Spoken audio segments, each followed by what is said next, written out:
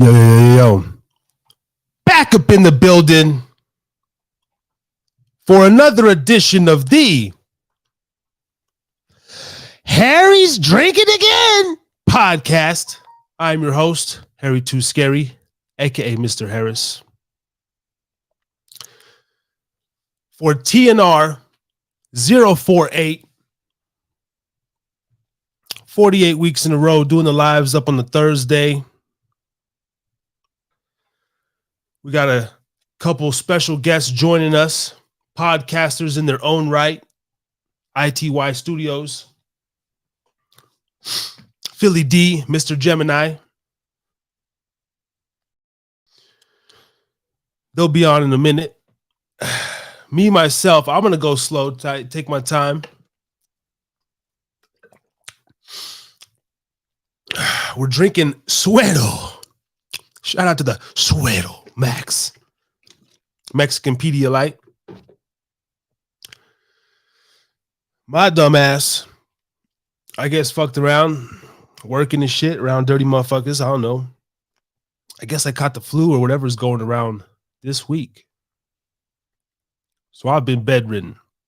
And I say that lightly, not really. Still managed to get up, clean, do the dishes, take my son to school, pick him up. But it was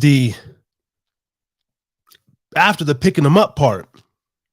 Monday, Tuesday, my ass was stuck to the couch. Didn't do much. Made some dinner and just tried to rest. So I got fucking nasal spray. I've been on the emergency and a couple of Advils, just in case, and some Alka-Seltzer plus. But we're getting better. We're getting back to the grind. I got my 1 year sickness. I know a couple months ago I had a little scratchiness, a little this and that. This was the big one. This was that one that the body needed, to fight, rejuvenate, and push us into the next year, 2023, coming quick. Coming very quick. Let me go ahead and do the so my energy is going to be kind of in and out. So I'm going to need some help tonight. And we got some good guests that are going to bring us an amazing show, a great show. Brother Ray G will also be in the building. I believe he's going to be late. It's going to be late again. He's traveling for the holidays. And he'll be doing his show from a different location. Harry's drinking again. So I'm not drinking nothing tonight except Suero, water. I got some OJ. I did the Philly D show. These brothers last night. It was about a 4-hour show. That took a lot out of me, but we've been pushing through and grinding. Thank you to the recent subscribers. We finally hit 200 subscribers. I'm super excited about that. And going to 250 and then 300. Let's push our way to this monetization. Keep bringing you guys nice content and dope interviews, conversations, musicians, different people from around the world, and hopefully do it in somewhat of an entertaining fashion. I've been so down and out of it this week. I'm looking scruff McGuff over here. I don't give a damn. Don't want to shave. No head shave, nothing. Just brush the teeth though,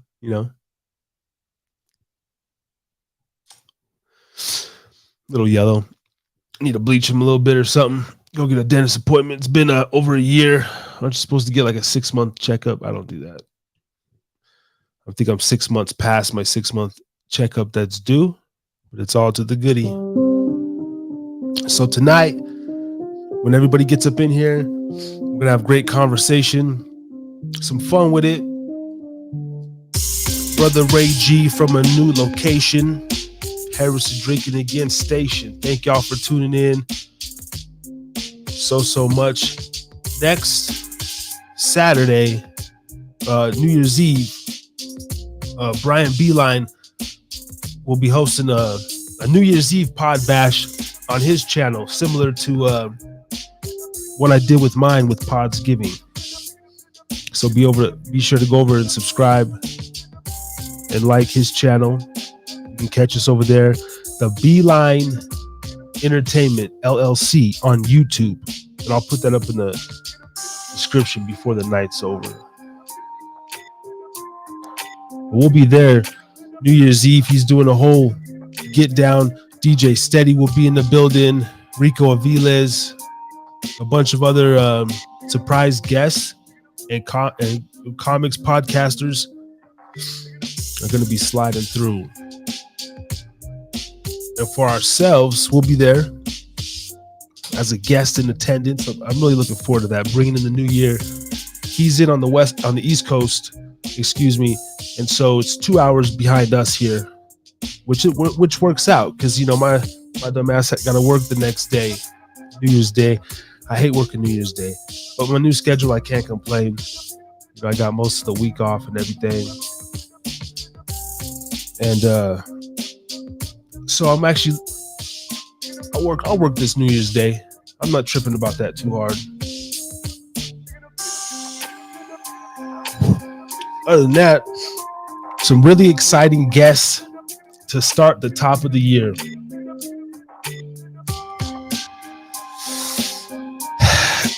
Excuse me. I could mention the guest because he's locked in, pinned in. We might do that later when we get Brother Ray. Hell, what the hell? We're going to have actor, mob legend, extraordinaire, a man that, claims he slept with Marilyn Monroe at the age of 16. He was around for the JFK murder, Pablo Escobar. Miss JD joins. Stories galore. And Gianni Russo, he's locked in. He'll be on the top of the year, so that'll probably be definitely our biggest guest going into 2023. So I'm super excited about that. And the Harris is Drinking Again podcast will continue to grow. Thank you all so much.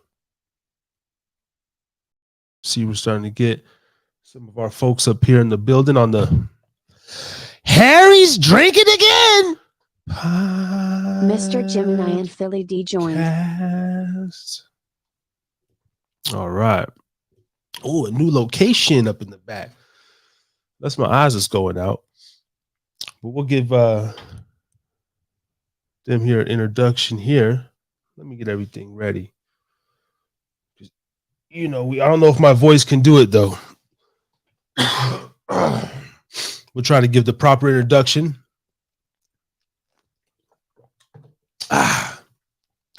Did their show last night. We had a great conversation. I talked about my DMT experience, a couple other things. I was more under the weather yesterday than I am today. If this is athletics, I feel like I had a very subpar performance yesterday.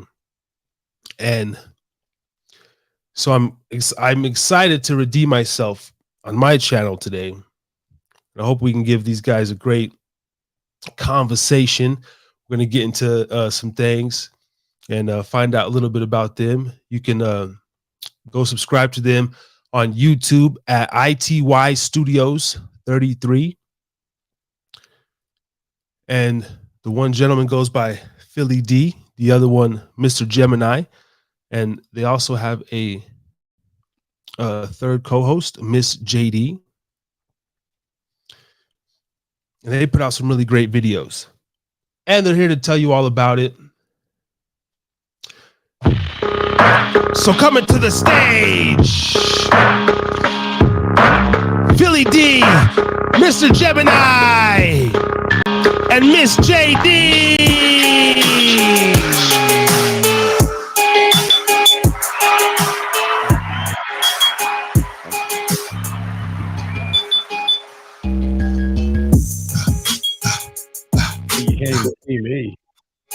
Let's see, I got the camera.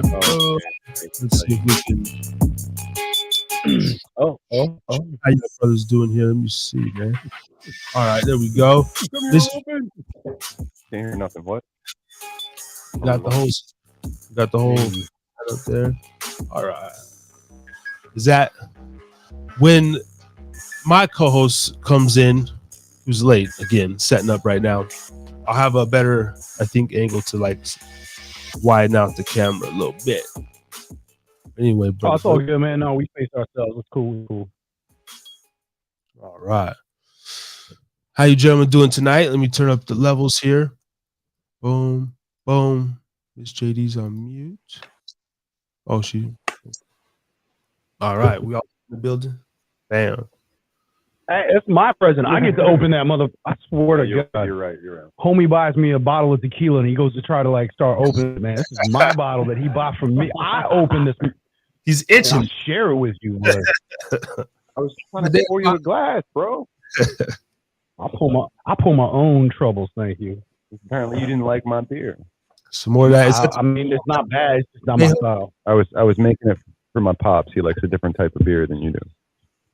I love how Patron wraps it like it's a present and everything. It is a present. You gotta like open the box, then you gotta open like. It's almost like I knew. Gotta take the paper off. And then the seal that takes you 10 minutes to find.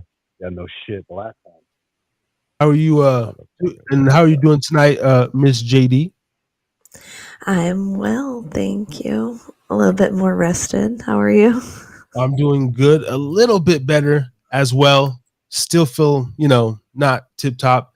And to let the people know, Miss JD here is, I guess, like a young Jamie or similar to what a PBD has. She is the fact checker of these gentlemen's show, and she'll be chiming in and out, so we can actually go balls deep here on the Harris is Drinkin Again podcast.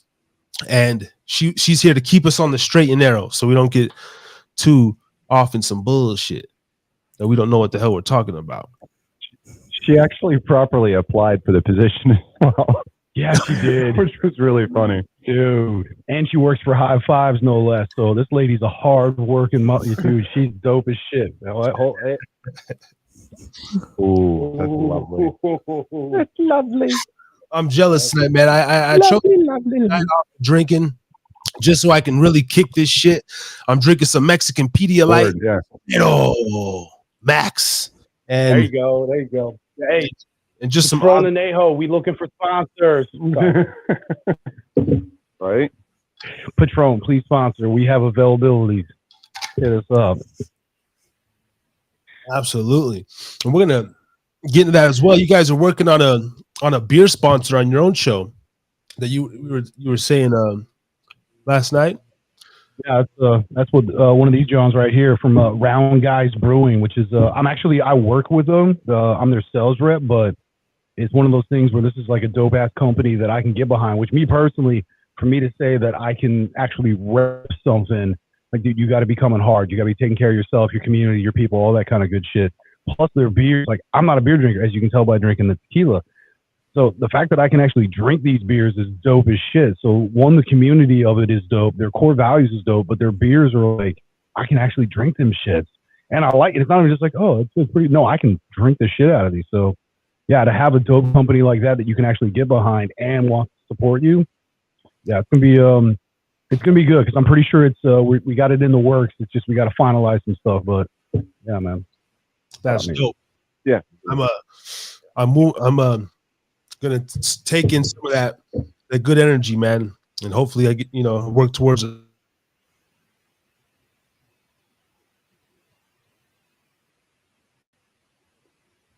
In a night, and we're gonna bring him on here. He goes by Brother Ray G, and you can find him on Talk Teach Truth on YouTube, as well as Instagram, and he is up in the building. Brother Ray. What's good, everyone? What is good? What is good? Hello. I love the dope music intros, bro. That shit was hot. Yes. Yeah, I be trying to go a little. Ray, what's up? The sound. How's it going, guys? Yeah, I'm at the Correa's house in Vallejo, California, people. over here at the great Oh. Reyes house. Yeah, church family, and I'm spending the holiday over here because I was gonna spend it with my uncle Bradley, but in Sassoon City, but he caught COVID, so you know. So Was he like out luckily, fishing for it? How you catch it like that? Like caught it?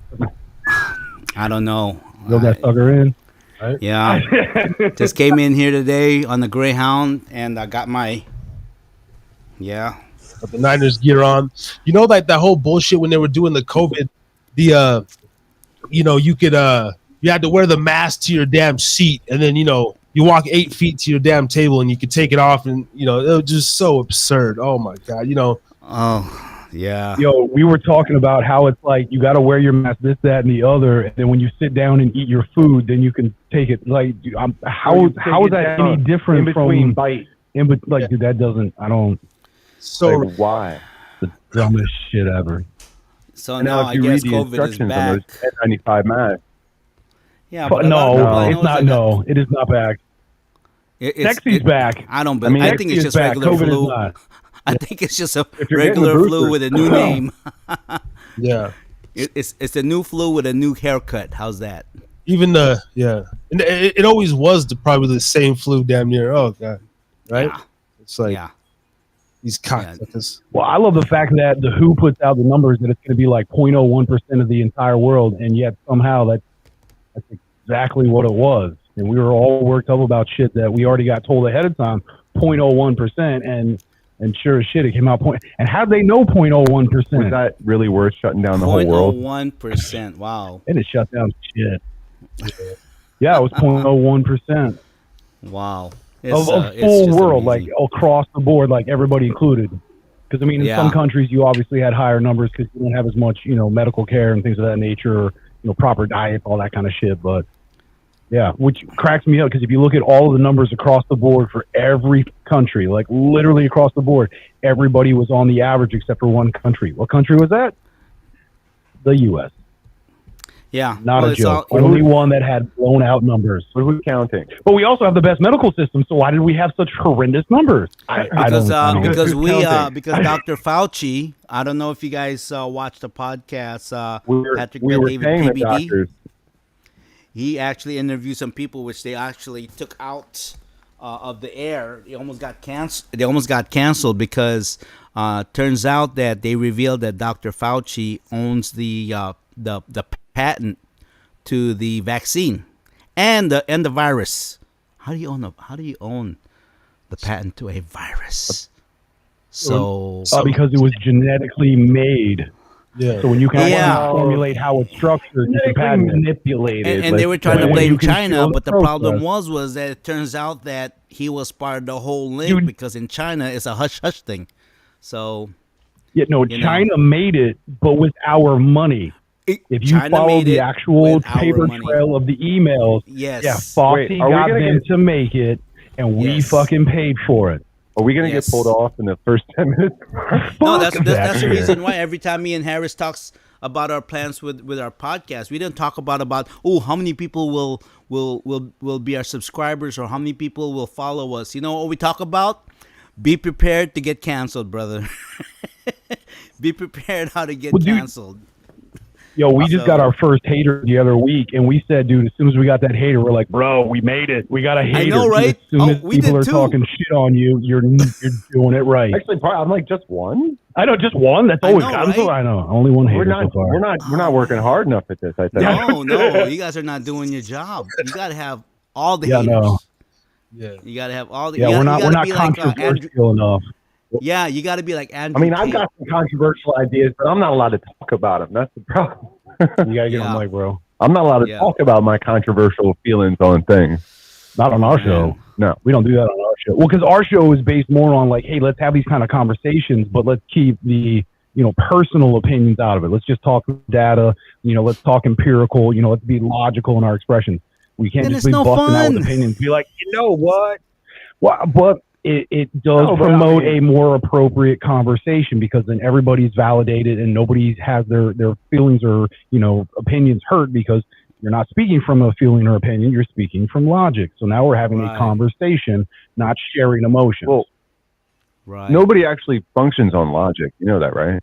Nobody actually makes important decisions based on logic. I do. No, everything's an emotion. I mean, it's emotion, and you use somatic logic to markers. back up your decision. But Yeah. Well, but those somatic markers come from your body deducing what was the inputs and the outputs of a situation, and it develops those indicators called somatic markers so that you can have your gut did you feeling. just science the shit out of a gut feeling? Fucking right, I did. All right, Dude. okay. I got a psychology degree. Are you shitting me? Come on, I know this stuff. Oh yeah.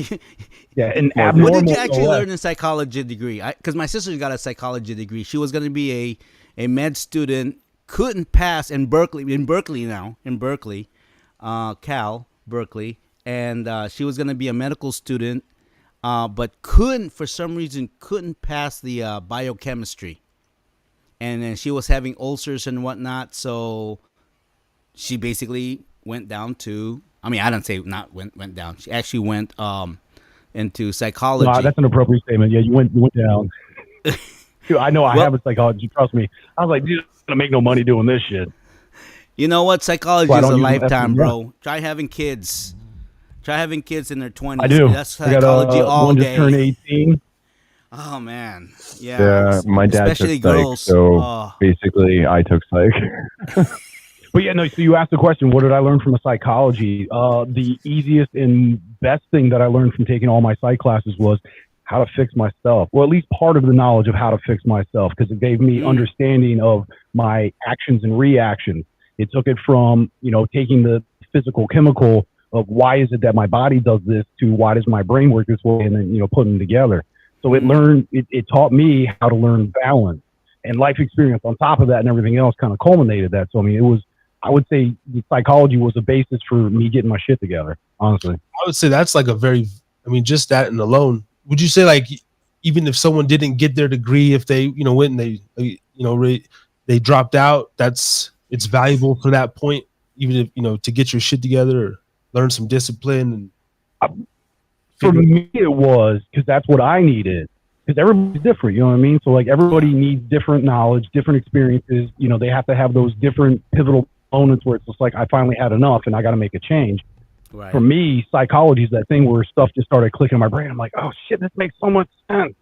So it really started giving me a great insight on myself, because I'm an empath. So I've dealt my whole life with emotions and didn't really know how to deal with them because nobody taught me that shit. Mm-hmm. Being able to take logic to associate with that, now it's like, oh shit, I can understand why I feel that way. So like I said, it brought me more balance because it got me the educational side of the emotion. So it was the logic behind the gut reactions. And I could actually go back, and I did this several times, and I still recover, memories from it. But going back to different life experiences where my body was triggered and, caused those traumas or whatever, it's like, holy shit, that's why I acted this way for so long, or I treated these people this way. And when I was able to start like connecting all those dots, that's when I stopped being a douchebag. I realized, fuck, I don't need to be doing this. This is the dumbest shit in the world. Right. Now, are you any of you guys parents? I mean, no, I didn't even formally. Okay, so I'm Ray, and you are on my left. The guy standing. I didn't get your Philly name. D. Billy? Yeah, Philly D. Yeah, Philly D. Philly. Chili D. Philly. Dude. we got And on the guy And this on is, the right sitting down, you're Gemini. Gemini? Mr. Gemini. Mr. Gemini. Is that your zodiac signs, Gemini? The reason why I asked is because my mom, my two sons are both Gemini. So, and the fact checker, I didn't get your name. Miss JD. Miss JD. Okay. Yes. All right. I'm JD. Brother Ray G. Okay. Yeah, like Jack Daniels, but Jack better. Daniels. Okay. All right. She's a lot smoother, and you can't put her in a bottle. That's dope. Yeah. No, but you can put her in a 4x4 box. You can't. Correct. Yeah, sorry I missed the interview Apparently that's the that thing. you guys would ask yesterday. I was busy at work, so I wasn't able to join you guys yesterday. But Oh, it wasn't your night, man. This All is good. like, this is an extra night Yeah. for me too, so I understand. Yeah, that's why you can see we have alternate surroundings behind us. Yeah, I mean, Harris, you can see that. We had our studio yesterday. This is what we call Studio B. This is when we can't make it to my spot to do the standard studio. We come to his spot, and we get ousted to the garage, but that's we get dope. to do shit in the garage stuff. Like, Hey, That's where all you the guys beer got is your anyway. spot. So- that is where You all the beer guys- is at. Yeah. No, yeah. Yesterday they were So yesterday you were at Gemini's. At my place. You're They were And at I were at Phillies. Gemini. Phillies, and then today you're at Gemini's. But that's dope. Studio A, Studio B, like, so you guys never miss a beat. And one thing, I don't know if we got into it yesterday. Like, how long? I know you did a little how you guys came about, but how long have you guys been rocking together? And what's your We'll be rolling up on.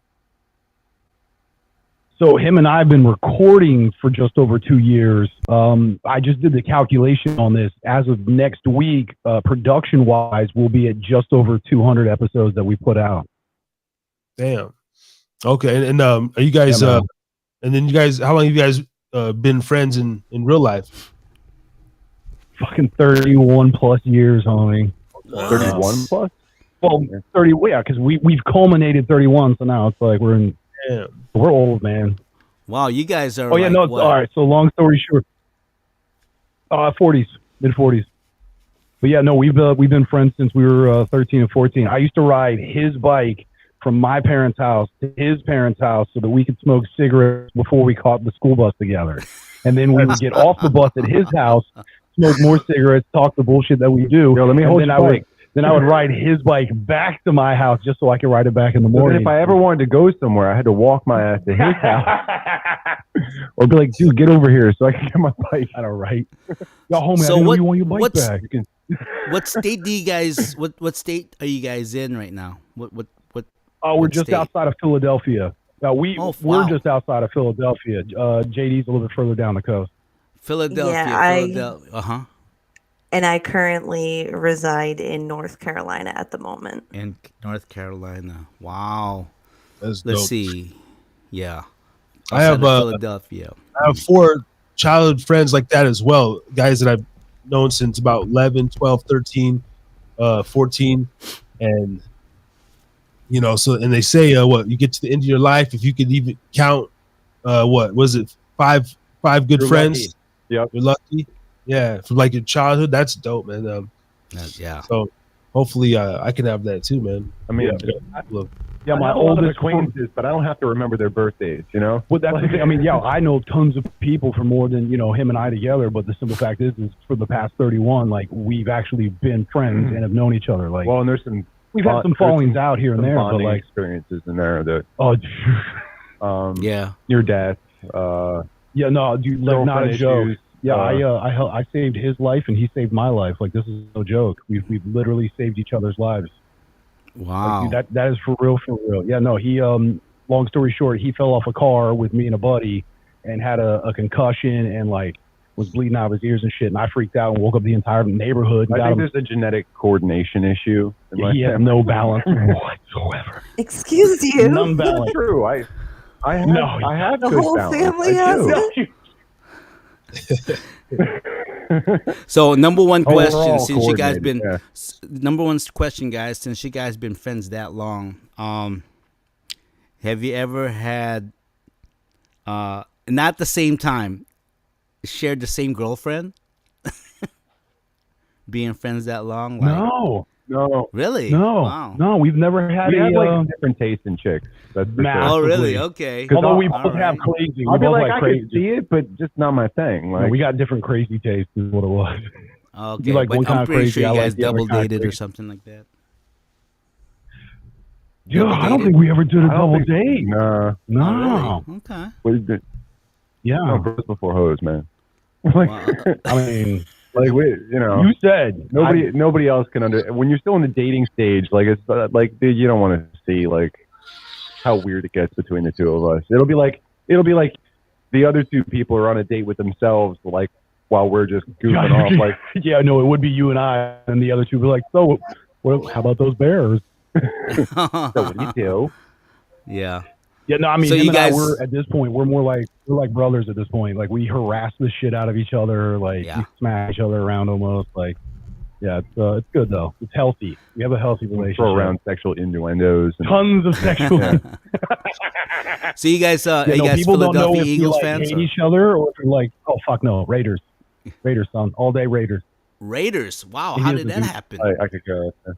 So born in Spain, raised in Cali, hence my tequila. Oh, fetish, okay. as well So, as tacos ju- and lowriders. Like So- we're like Yo, lowriders, homie. Low riders. Okay. All right. So, That shows up So- nice on camera. Yeah, dude, black and white. In Spain, so I'll you show you grew my up. taco too, but it's all like I gotta. So you were born in Spain. You said? Yeah, I You're was from born in Spain. My father was. Nobody wants to see your taco. No, yeah, my father So was. what part of he was Spain? in the Navy, Barcelona, and my Madrid, parents- Pamplona. What part of Spain? Rota. Yeah, Rota. Yeah, Rhoda. Rhoda, See, the, I only Costa know del those three Sol. ones. The rest I don't know. My brother-in-law used to go to Spain all the time because he was taking Kajikembo over there, and one of his seafoods is from Spain, from Madrid.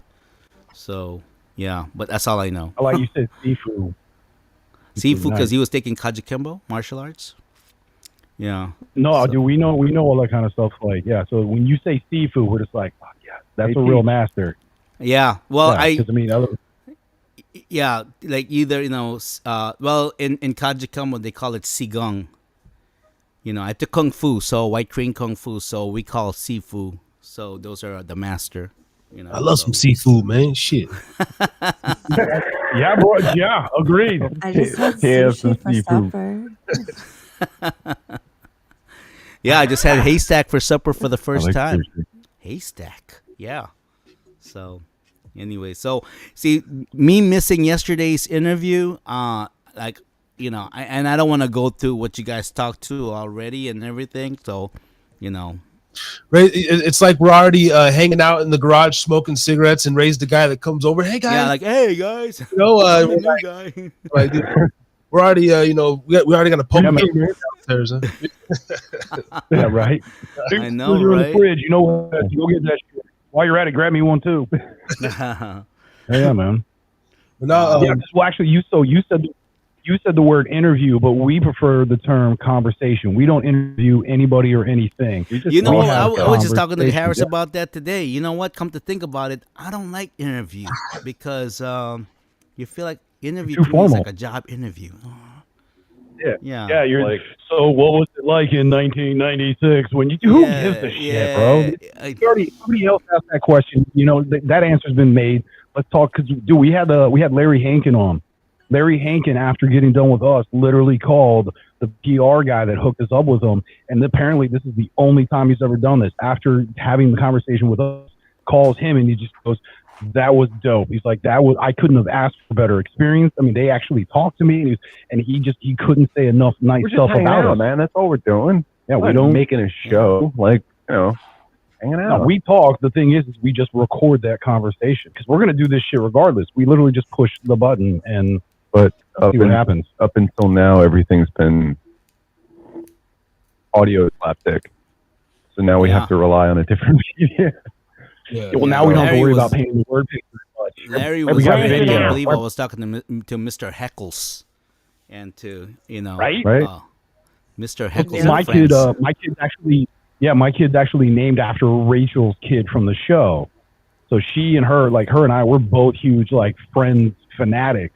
So the Right. fact that he's on the show, it's like, holy crap! But I'm not one of those typical people who is just like, what was it like being Mr. Heckles? He doesn't give a fuck about being Mr. Heckles. He wants to talk about the fact that he's been an actor for like 5 decades. The book he's bringing out, like being Larry Hankin, not fucking Mr. Heckles that he got dissed on because when it came time to get his 6th shot where they would have had to actually paid him as an actor, they're like, oh, Well, we're didn't you even ask gonna him, kill you off. What is Sorry it to about that. be, what is it to be Larry Hankin? And it's like, I don't even know. Is this what we're doing? Well, that's what we said. We're like, we You, want like, to talk pause to. for a minute. Yeah, we want to talk to Larry Hankin. The guy, he's like, I don't even know who Larry Hankin is. Who is that? Who's this? It's whoever I'm playing. I this remember. week. I remember him Larry. from. I remember him from Breaking Bad when he was Old Joe, the one in I think Old Joe. season. Yep. Was it season 3, season 4 of Breaking Bad? I think it was.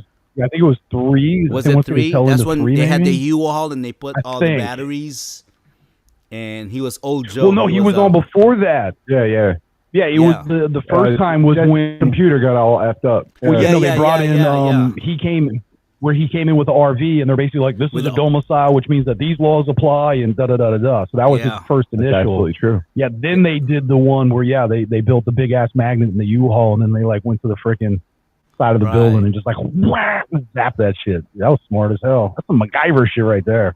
I couldn't believe that he actually was. He went for the I am role the danger. of Kramer in Seinfeld, but You know, but Yeah. I think what's his name? Something Michaels. What's his name? Something Yeah, and it Michaels. was the Live Free or Die episode of Breaking Bad. Yeah, what season was that? Good one. That's one of my Well, see, favorite this is episodes. And she's I've our seen Breaking fact Bad about 5 checker. times, so Yeah, you know, that's And dope. Kramer you watched is the whole series Michael 5 times? Richards. 5 times. I know. I'm not a TV Oh yeah, Michael watcher, Richards. guys. Yeah. So if I do like something, I'll keep watching it. You know, like my family got me into Game of Thrones, and I'm like, what is that? And then I watch it. I have and yet I to get go, into that. Wow. And see, I had to stay away from Breaking Bad because I didn't want it to trigger some bad habits that I used to have. So I was like, a show about that shit, I don't want to even. I honestly, that was my reasoning. Hey, I'm And it with was you on season that one 5. I because watched before I even watched watched Breaking Bad, I Dexter got into. before that. I was like, Yeah. she's gonna make me have a fucking relapse or something. So I'll be honest though. Yeah, no. So Harry, with that show, I think it is a like psychologically speaking, I think it's a proper representation of keeping your shit in check. So Walter White, the character, goes from this lovable, chemistry teacher that's dying and everybody loves him and he's this amazing father and community figure, and then he lets his shit go and becomes basically a freaking mobster with meth, and his entire life and everyone around him just fucking crumble.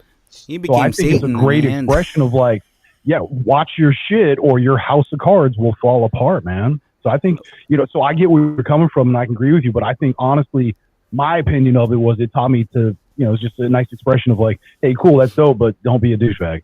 It wasn't. Yeah. Yeah. And You can make hella money, you can be a kingpin, but be nice about it, bro. The one I and couldn't he stand was in that show. Sorry, he was in No, go seasons ahead. 3 and 5. 3 and 5. That's when. Yeah, the one Yeah, that it I was couldn't season stand in 3, and that then, show yeah. was his brother-in-law Hank. Reminds me of my brother-in-law. Straight laced, Mr. DA guy, corporate. I can't stand that dude.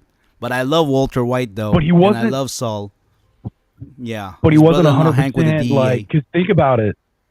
There was the one episode where they're all sitting around having the party outside of the pool and they give the kid alcohol and he's cool with that.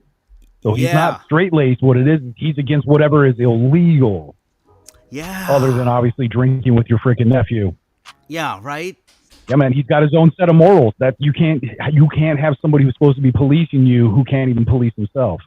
He can't even maintain his own standards. Like that's where I'm like, yeah, F that dude. That's what I love.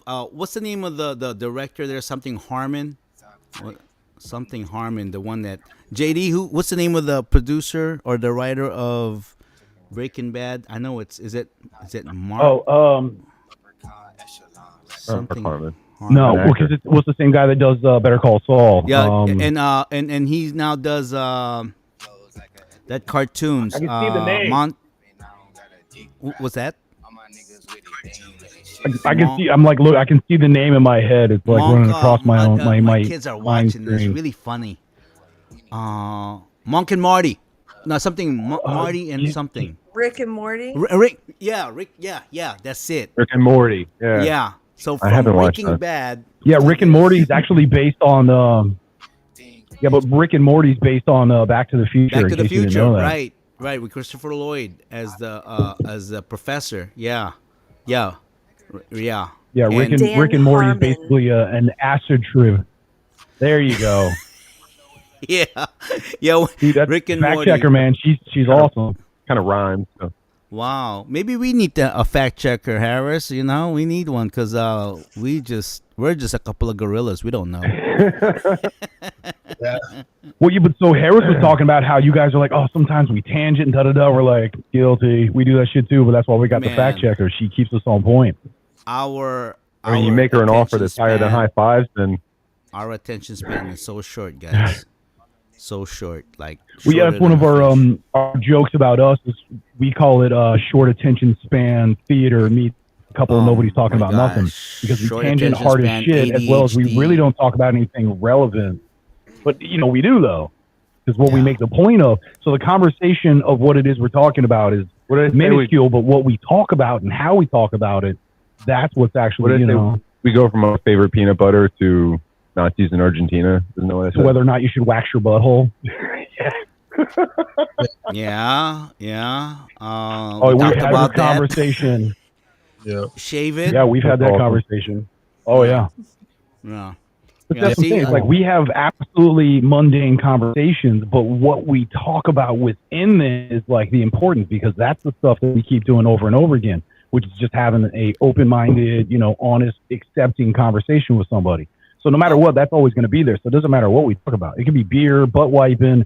We're still going to treat it with the same respect. Oh, yeah, we talking about I beer? always talk about like what they call I call Asian pains, and you talk about the hair, the butthole, and all that stuff. I can go on another tangent on that one.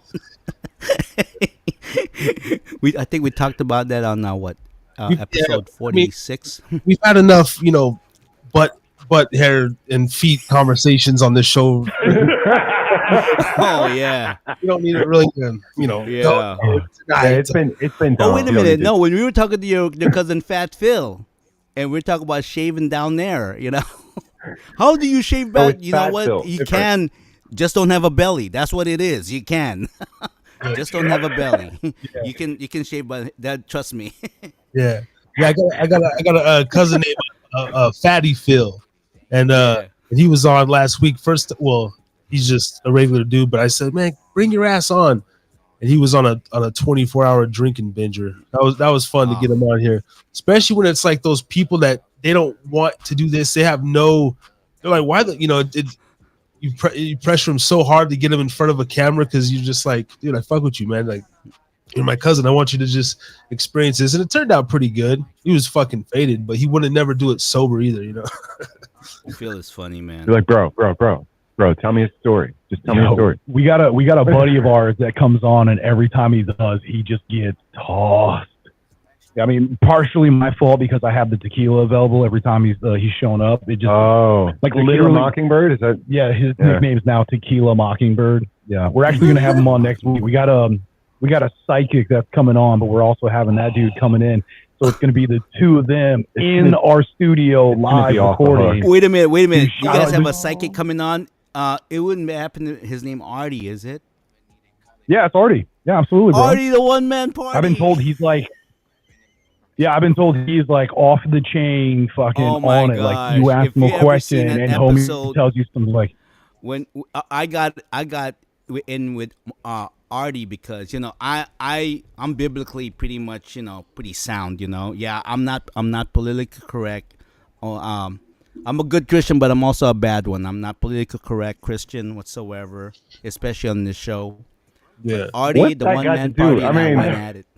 Well, Ray got he got a little too serious on Artie. And by the way, Artie's gonna come back on, and I'm gonna do my own Artie, the interview. one man party. Yeah, but on that one, I'm gonna do my own with Artie, because it is supposed to be more of a loose thing. It's not, Ray went all, in the Bible, this and this, and it's like, it was a good interview, but I felt like it's like, dude, he doesn't need to be, No, I'm sorry, man. You wanna talk about people's media and you're making money off of it, man. And it's like you got to be corrected, man. Just like what's the name of that guy? What's the name of that dude that that corrects all the magicians? The Amazing Marvin. "Oh, Amazing Jonathan." Amazing. No, Amazing Jonathan was a comedian, but the other, I think his name is Magician Marvin. comedian. He's an old man wears glasses, gray hair, and he corrects all of these so-called mediums and magicians and everything, and proves it wrong. Kind of like what Houdini did with a lot of magicians later on, where he called their BS and corrected it. So that's what I did to Artie, the one man party, because he's a me, and I go, okay, so all right. So that's what I did. And then his name became Artie, the one man party from there. So everyone stayed quiet. Yeah, I'm totally not hating on that. I mean, but the idea of making money off something you consider a gift. So if you do believe, you know what I'm saying? Like, I can. The only reason why I did that side of it. is Like, because if you're making money off of it, it's on a whole different. Like, is that so? You're pressured to make something even if there's nothing there, or like calls into question a lot of other things that makes you question as to whether it's, you know what I'm saying? Like The reason why I did that That is would because be- in the Philippines, there you have so many like charlatans where they would cut chicken blood and they would put on your, and then they're supposed to take the chicken liver, and that's supposed to be your sickness and everything. I grew up watching that kind of stuff, and I'm going, this guy is like. At first, I was like, "Ooh, that's real," and then I think my grandmother pointed, "No, that's just whatever." But you also missed the point. Like that's an ancient. he has the word comedian in his title, and you got to kind of just roll with it at the same time. Yeah. Well, I'm not for it. I'm sorry. So the amazing James Randi. James Randi, yeah. Yeah. Well, hey, That's his name, but Amazing Artie's Randy. coming back on this show as well, and I'm gonna one take that one, man. I think Yeah, I think maybe you should. Yeah. Yeah. But yeah, it's like I'll be checking that out. Check it out. Yeah. it was a good one, even in the beginning, but yeah, I want to bring. But he was funny though. He's a good guy. Yeah. Yeah. And also, but hey, guys, and if you know too, man, I'm trying, not to get too on that, but I want to also set up some stuff because Ray's perspective and everything, he goes, gets a little, Deep. too much sometimes. But I do. if you guys have any scholars, any, I'm trying to kind of set up like almost like a debate panel to where we get people with different religious perspectives, spiritual perspective. And almost have like some sort of like a religious or a spiritual debate, some sort of, and I kind of want to hope because I'm not I don't know enough. Yeah, I don't know if I did the debate thing, but if we could have a conversation without everybody getting heated about it. Yeah, like that's always the difficult part. That's why we usually avoid it, because it's just that's weird territory. Like I don't want to take you off whatever it is that you're. If it's working for you, I'm not going to mess with that, But I love the Bible, but I'll have to correct you. It's not the greatest book, but it came from an amazing library, and it's not a book; it's a library. I mean, it's a reference book. It's taken from so many different. I mean, the first 5 books of the Old Testament. Mm-hmm. Yeah, no, I so Brother Ray, I'll preface for all this. The two of them are very well versed within, I guess the Bible to be specific, but the two of them are pretty proficient. They've read it several times. She's actually active within the church. Well, I have never read the entire Bible, but not in one sitting. Nobody does that. I haven't read it from. Unless you transcribe, nobody does that. Well, and that's my whole thing too. Is like nobody fucking sits there and read page for page because because if that's the case, I've read the damn thing. It's like maybe just because you don't understand something or you have your different understanding. It's really not meant to be. It's not meant to be read from cover to cover the way that it was designed because the timeline is all over the place.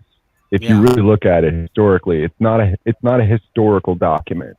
You can't look at it like that. It's a spiritual treatise.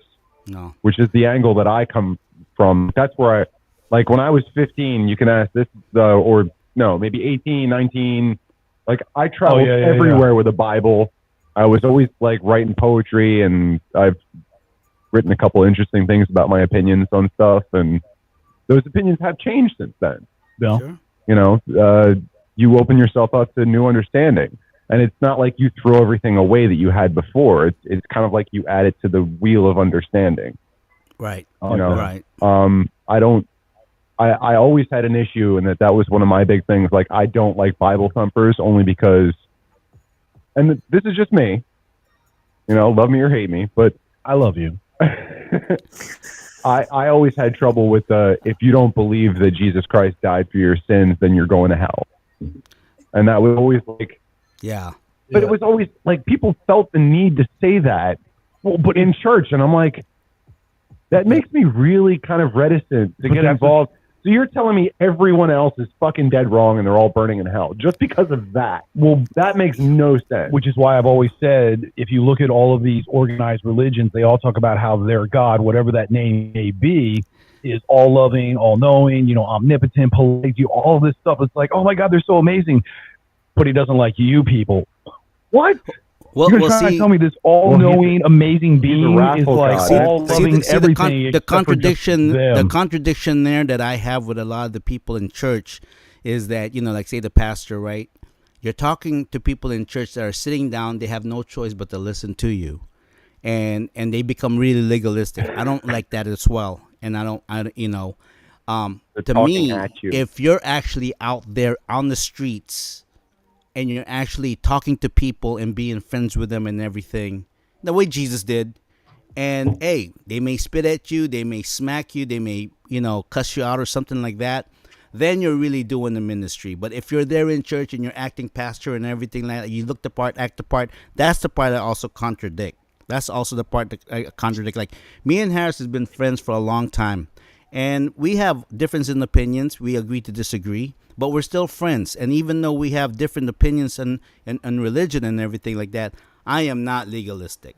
Do I call myself a Bible thumper? A Bible thumper is someone that goes to the Bible, and for me, it's more like it's a growth. It's not such a, because there's a lot of, I find a lot of Christian people out there. The reason why they're like that is because they're really afraid to go out there into the world and really talk to strangers. They're only comfortable within their own circle. I'm quite opposite. Like today on the Greyhound bus on the way over here to Vallejo, California, I met a guy who is from Afghanistan, and he was part of that group that crossed the border. And I go, so how long you been here? Oh, I've been here. Where did you go through? I went from South America, and he came from Afghanistan. And when the country fell apart, he went to Turkey, and then from Turkey he went to like South America, and the whole time his family was supporting him monetarily. And then now he's here, and he has a trial that he has to go to in Missouri for political asylum. And I met him in the bus, and I met him by basically asking him, where you going? And from there we kind of made friendship, and that's kind of like more my way of doing stuff. I'm not one to where like, oh, you're wrong, you're going to hell. No, I don't believe in that. Trust me, I don't believe in that. Yeah. But I do use it as a reference. And the Bible, I tell you, like you did say, is that, Gemini, that it affects you in different parts of your life. So if you're in your 20s, you're gonna perceive it a different way. When you're in your 30s, you're gonna perceive it. In your 40s, I'm in my 50s, you're gonna perceive it a different way, and that's how it is, But I'm never legalistic. I'm never, oh, you're gonna go to hell because you don't know. Not me. I'm more on this side. Like, I feel like there's a philosophy about Christianity that's missing.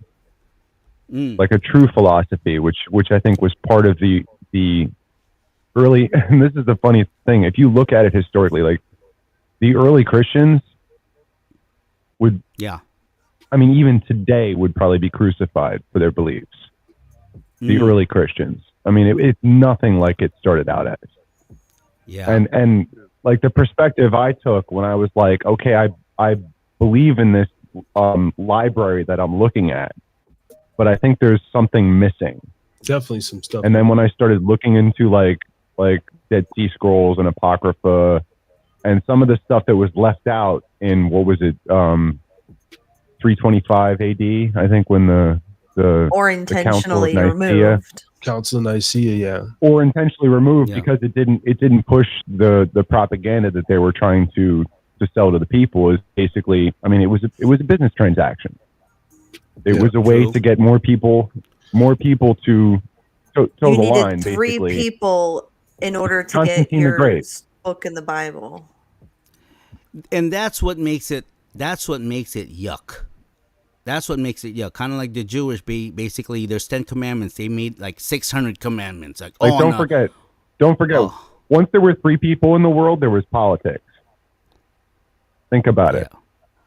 Yeah, it's all so politics. There was politics going on then, and what made it through into that amazing book is basically stuff that flew under the radar. Because somehow the message is still there, even in English, which it shouldn't be. No, by all counts, it shouldn't be. Because when you think about that, like that is That is a deciphering of a deciphering of a deciphering, because Right. I think it went to Germany first. Yeah, I think that was like the main first. Yeah, 'cause, Or Martin was it a Luther- Germanic Martin- language before it. Yeah, because Martin Hebrew. Luther was German. Then German. Yeah, Martin Luther was German, and when But it he went- saw it the went Catholic from- Church Well, going, you know, we're wait a saying minute. German as like the first real translation. I think German was the first Yeah, translation. Martin Luther. Yeah, First translation from the original Hebrew, or was it? No, I'm no, sorry. actually, most of it was actually, it Roman. was Greek. Greek. I'm sorry, Greek. Greek, and then there's a lot of people that died because.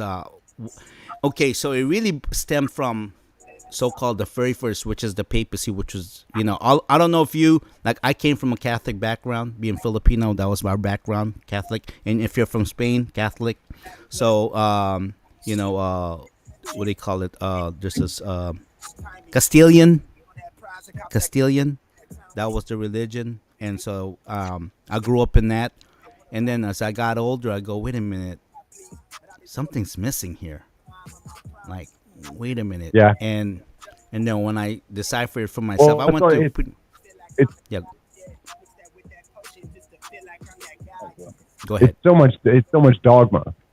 Like Yeah. it's so much of it has very little to, and that was my problem with mainstream Christianity, if you want to call it that. I don't even, whatever I was raised in, which was, you know, some kind of offshoot. I think Presbyterian is what I was kind of raised in. But I was raised without religion. I had availability to it, but it wasn't forced upon me. So Right. I actually went to a multitude All of right, John churches Lennon. growing up. Yeah. No, Yeah. dude, like seriously, I went to a ton of different denominations growing up.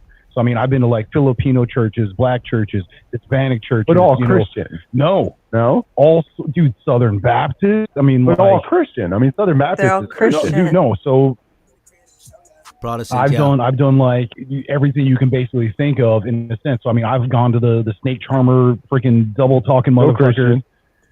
Dude, that is not As Christianity. a matter of fact, the Ku Klux Klan is a denomination those of Christianity. guys. No, No, I'm not they- saying it's a good thing. I'm just saying, Fuck them. even Yeah, those they guys basically consider put their themselves own. They an offshoot put of in their own Christianity. stint. Yeah, they put their own stint on it, and yeah, no, I actually I went a little deeper than that because I grew up around the Berkeley area. I went to like what I got. I went to a meeting where you know what do you call it, Elijah Muhammad being my brother. You know, I went to that. I went to Baha'i. I went to Hindu. You know, I Ching, the Confucius interesting. and all of that, and all the different one, Shinto. I went through all that.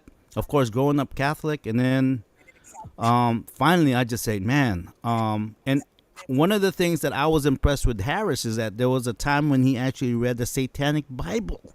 Yeah, Talk man. about that. Shout out Alistair Crowley, man. You know, nothing What, wrong. the Necronomicon?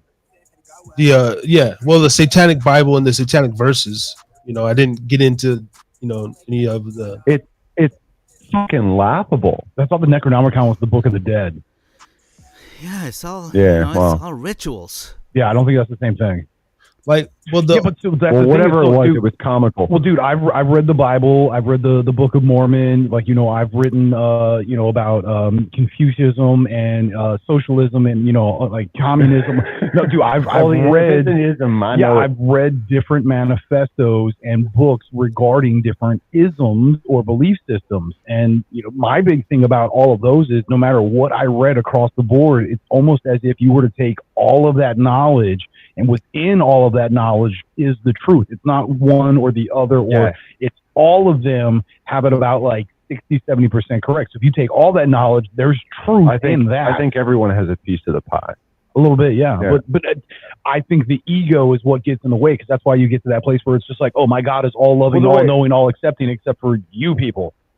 What kind of shit is So that? here's the way I tried to explain it before was, so you have an experience, okay? Mhm. You're a traveler, you're whatever, you're exiled, whatever the story is. You're in this situation, you're in a meditative trance, and you have union with God. This happens to you. I'm saying, how do you express that?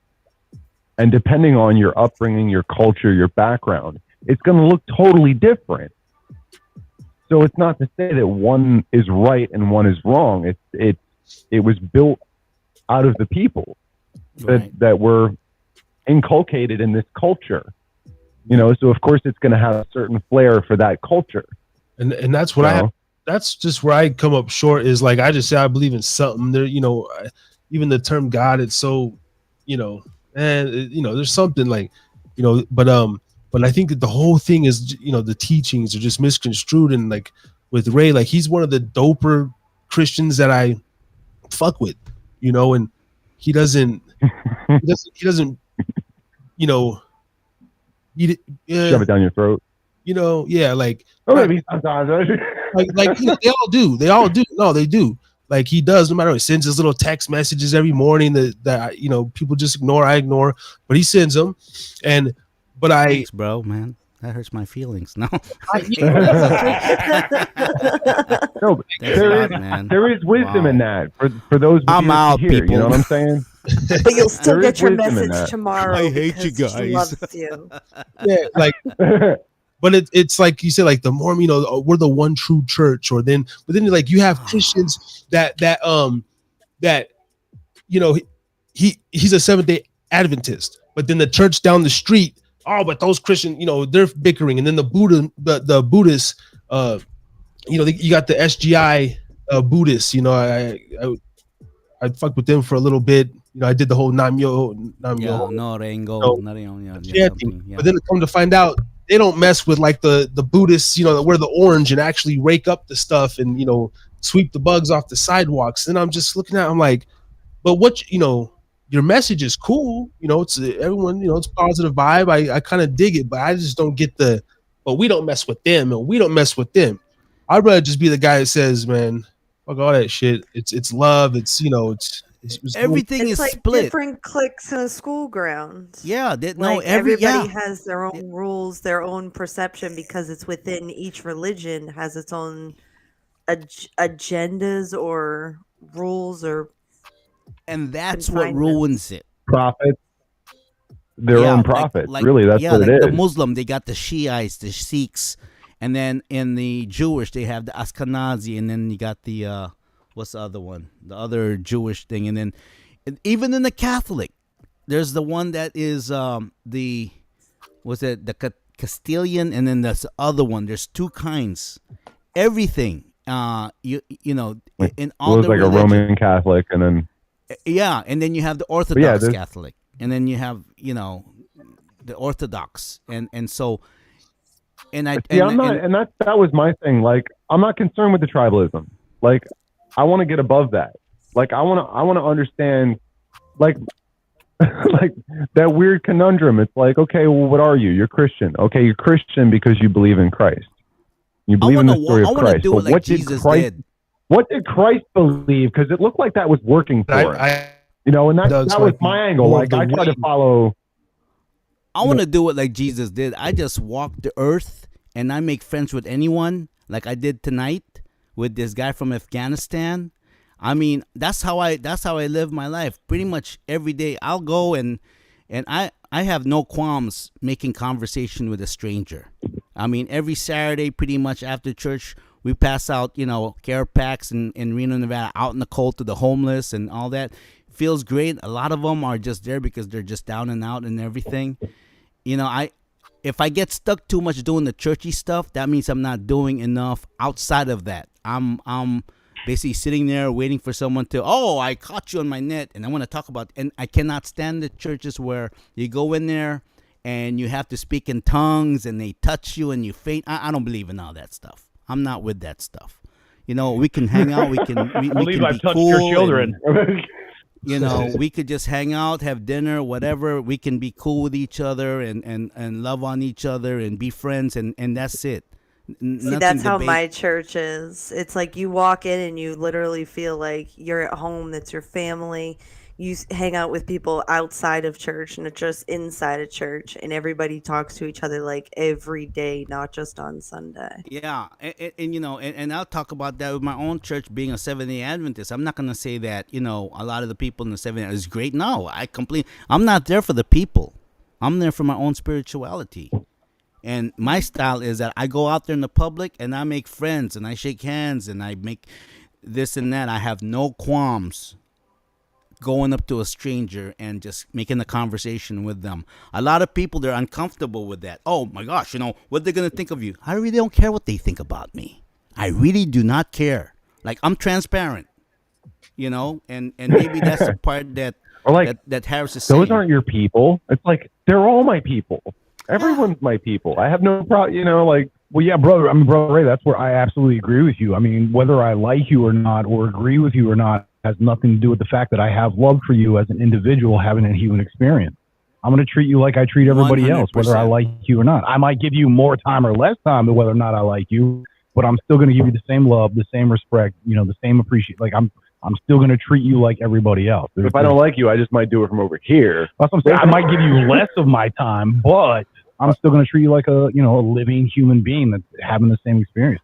But I mean, I also treat inanimate objects that way. You know what I mean? Like, I treat the trees that way. I treat the houses and the cars and all these things that so many people take for granted. I treat as many things with the same level of respect as I can, because it all deserves it. Because if it wasn't for the trees, if it wasn't for the cars, if it wasn't for if it wasn't for all of these things, we wouldn't be having the experience we're having. And you have to accept that. And that's the kind of level that I try to operate on. It's just appreciate everything. That's called love. 100%. Thank you. That's I called agree, bro. love. Appreciate you. And that's what, and that's the part, I guess, for me. Like, after saying that, Chili, that there's a, if you don't mind, there's a verse in the Bible where there was a Hebrew that got beat up on the street. And then the rabbi saw this man completely beat up and whatnot, goes on the other side of the street, avoids them. And then there was a high priest. The Good Samaritan, right? Yeah, the Good Samaritan. And then who helped this man, right? And it's like, that's how it's supposed to be. And so to me, when you have these Christians that goes out there and, this and that, you're going to do this, and completely being dogmatic about it. You know what I tell him is this: you know what, fool? You need to go out there and get uncomfortable. You're too comfortable. Go out there and talk to strangers. Oh, but I'm shy. Shy, well, and then or in the case of what you're talking about, like, oh, it's not my problem. Yeah. It's someone else's problem. It's not my problem. Yeah. So if everybody thinks the same as you, that means they've got nothing. They're just lying on the street, like, bleeding out, and like, who's gonna call anybody? Yeah. If you're saying it's not my problem. And there's a lot of Christians like that. So. There's a lot of Christians like that, and you know what? And that's what I'm not for. I'm not about that. I would say there's a lot of everybody that's like that. Non-denomination is like, dude, a lot of people are like that. So I don't care if you are or are not religious or have a belief system. Most people in this world they come across as selfish and ignorant, but it's because they're not loving themselves enough to go out and love others. You know, they're not taking it internally. They're not caring enough for themselves to put it out there and be like, when I was in that dude's position or that person's position, like when I was that way, I would have wanted this instead. And instead of actually doing that, they're just, they think about it like, well, I would have liked this. Well, then go do that. If that's the shit you would have done or wanted when you were in that position, then you know what? That person's in that position and you got to like respect that. Dude, hook it up. You've been given a gift or an opportunity to make the world a better place by learning from your own lessons and helping someone else. Do it. It's that easy. Yeah, exactly. I agree with you 100%. 100%. And that's how I guess that's how I walk my life every day. Is, if I'm starting to complain, it's a fantastic then drug, what? Isn't it? Yeah. And yeah. Well, another thing too, being I'm 55 years old, so did the whole marriage and kids and grown up and all that. The only thing I don't have right now are grandkids. Waiting for that right now. And I was telling Harris, I go, when you reach a certain age, because there's some people that have this. Pour me when I was out of that. Just pour me a little bit here in this cup, man. Thank you. I appreciate it. You're right. Hey, this is good tequila, man. This is good for your troubles, bro. So, I say when you reach a certain age, and you've done a lot of things already, and you've done a lot of the bad stuff, whatever your sins whatsoever.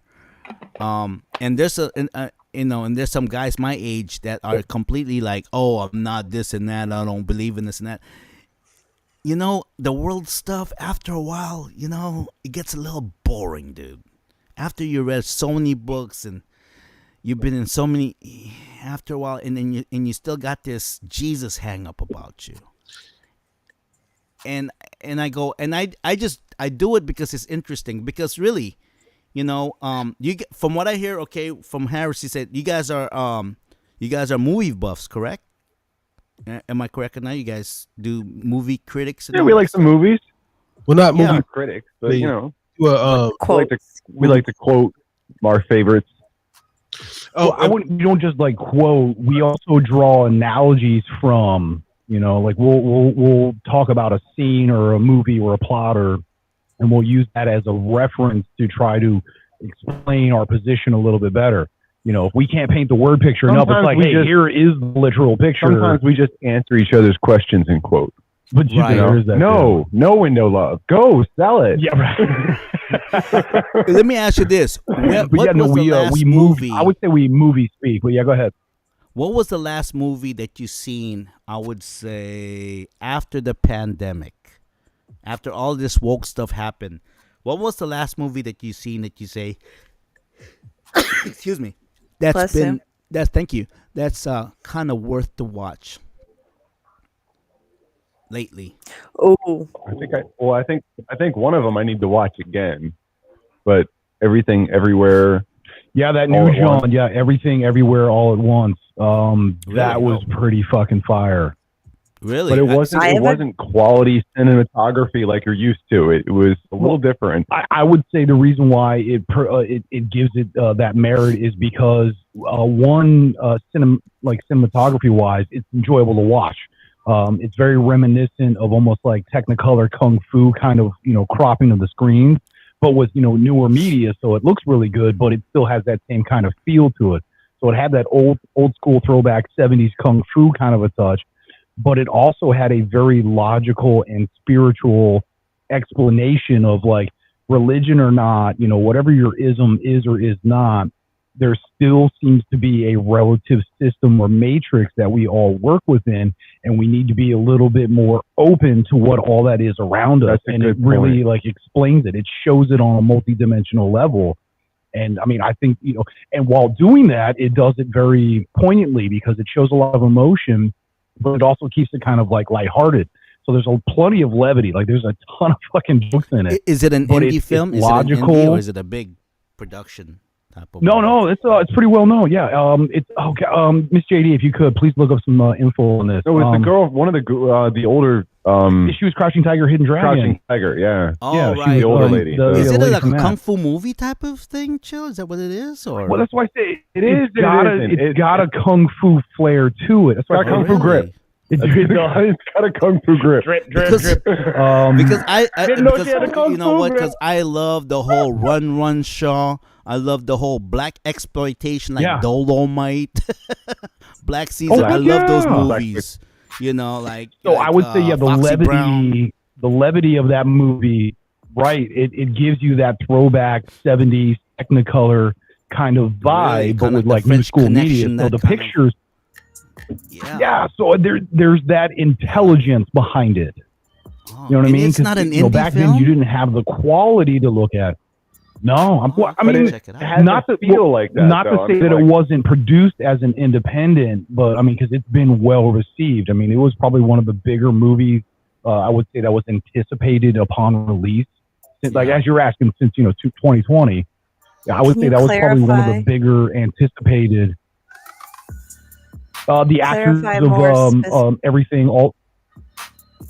Yeah, well, just the cast of that movie, all things, whatever that's called. Everything, everywhere. Yeah, everything. No, all things, everywhere, all at once, or everywhere. I don't fucking. I gotta look that up. The title was crazy as shit. Well, yeah, JD's like hooking this up. She's gonna almost like which cast member specifically? Or no, what was? The one that was in Crouching Tiger, Hidden Dragon. Her name was Michelle Yeoh. Yeah. Evelyn Kwan. Yao.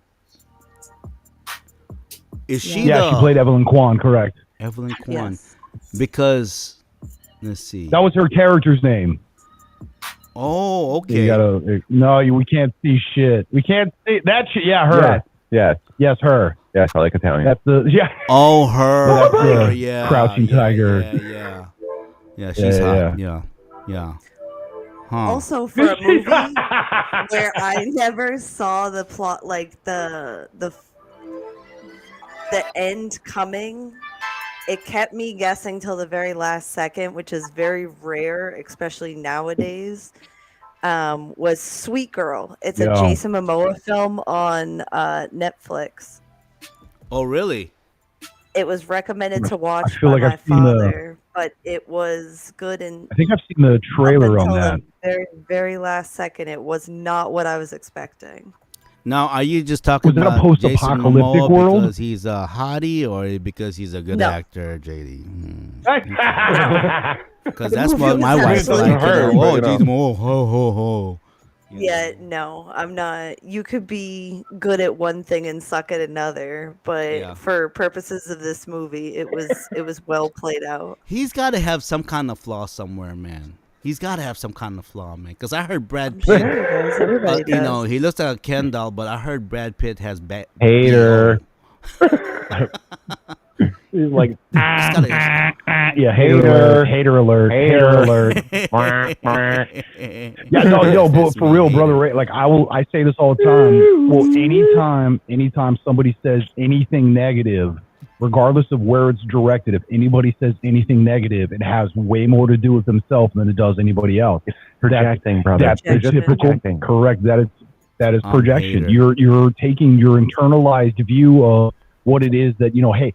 So my view on this right now, personally, We're like this, self-aggrandizing. in this exact scenario, you saying he's got to have a flaw, that tells me that you feel as an individual, you have a flaw, but you're not Oh, I willing got to a admit flaw. what that flaw is. Big time. But what is I it? got many a flaws. What's- Well, what are they then?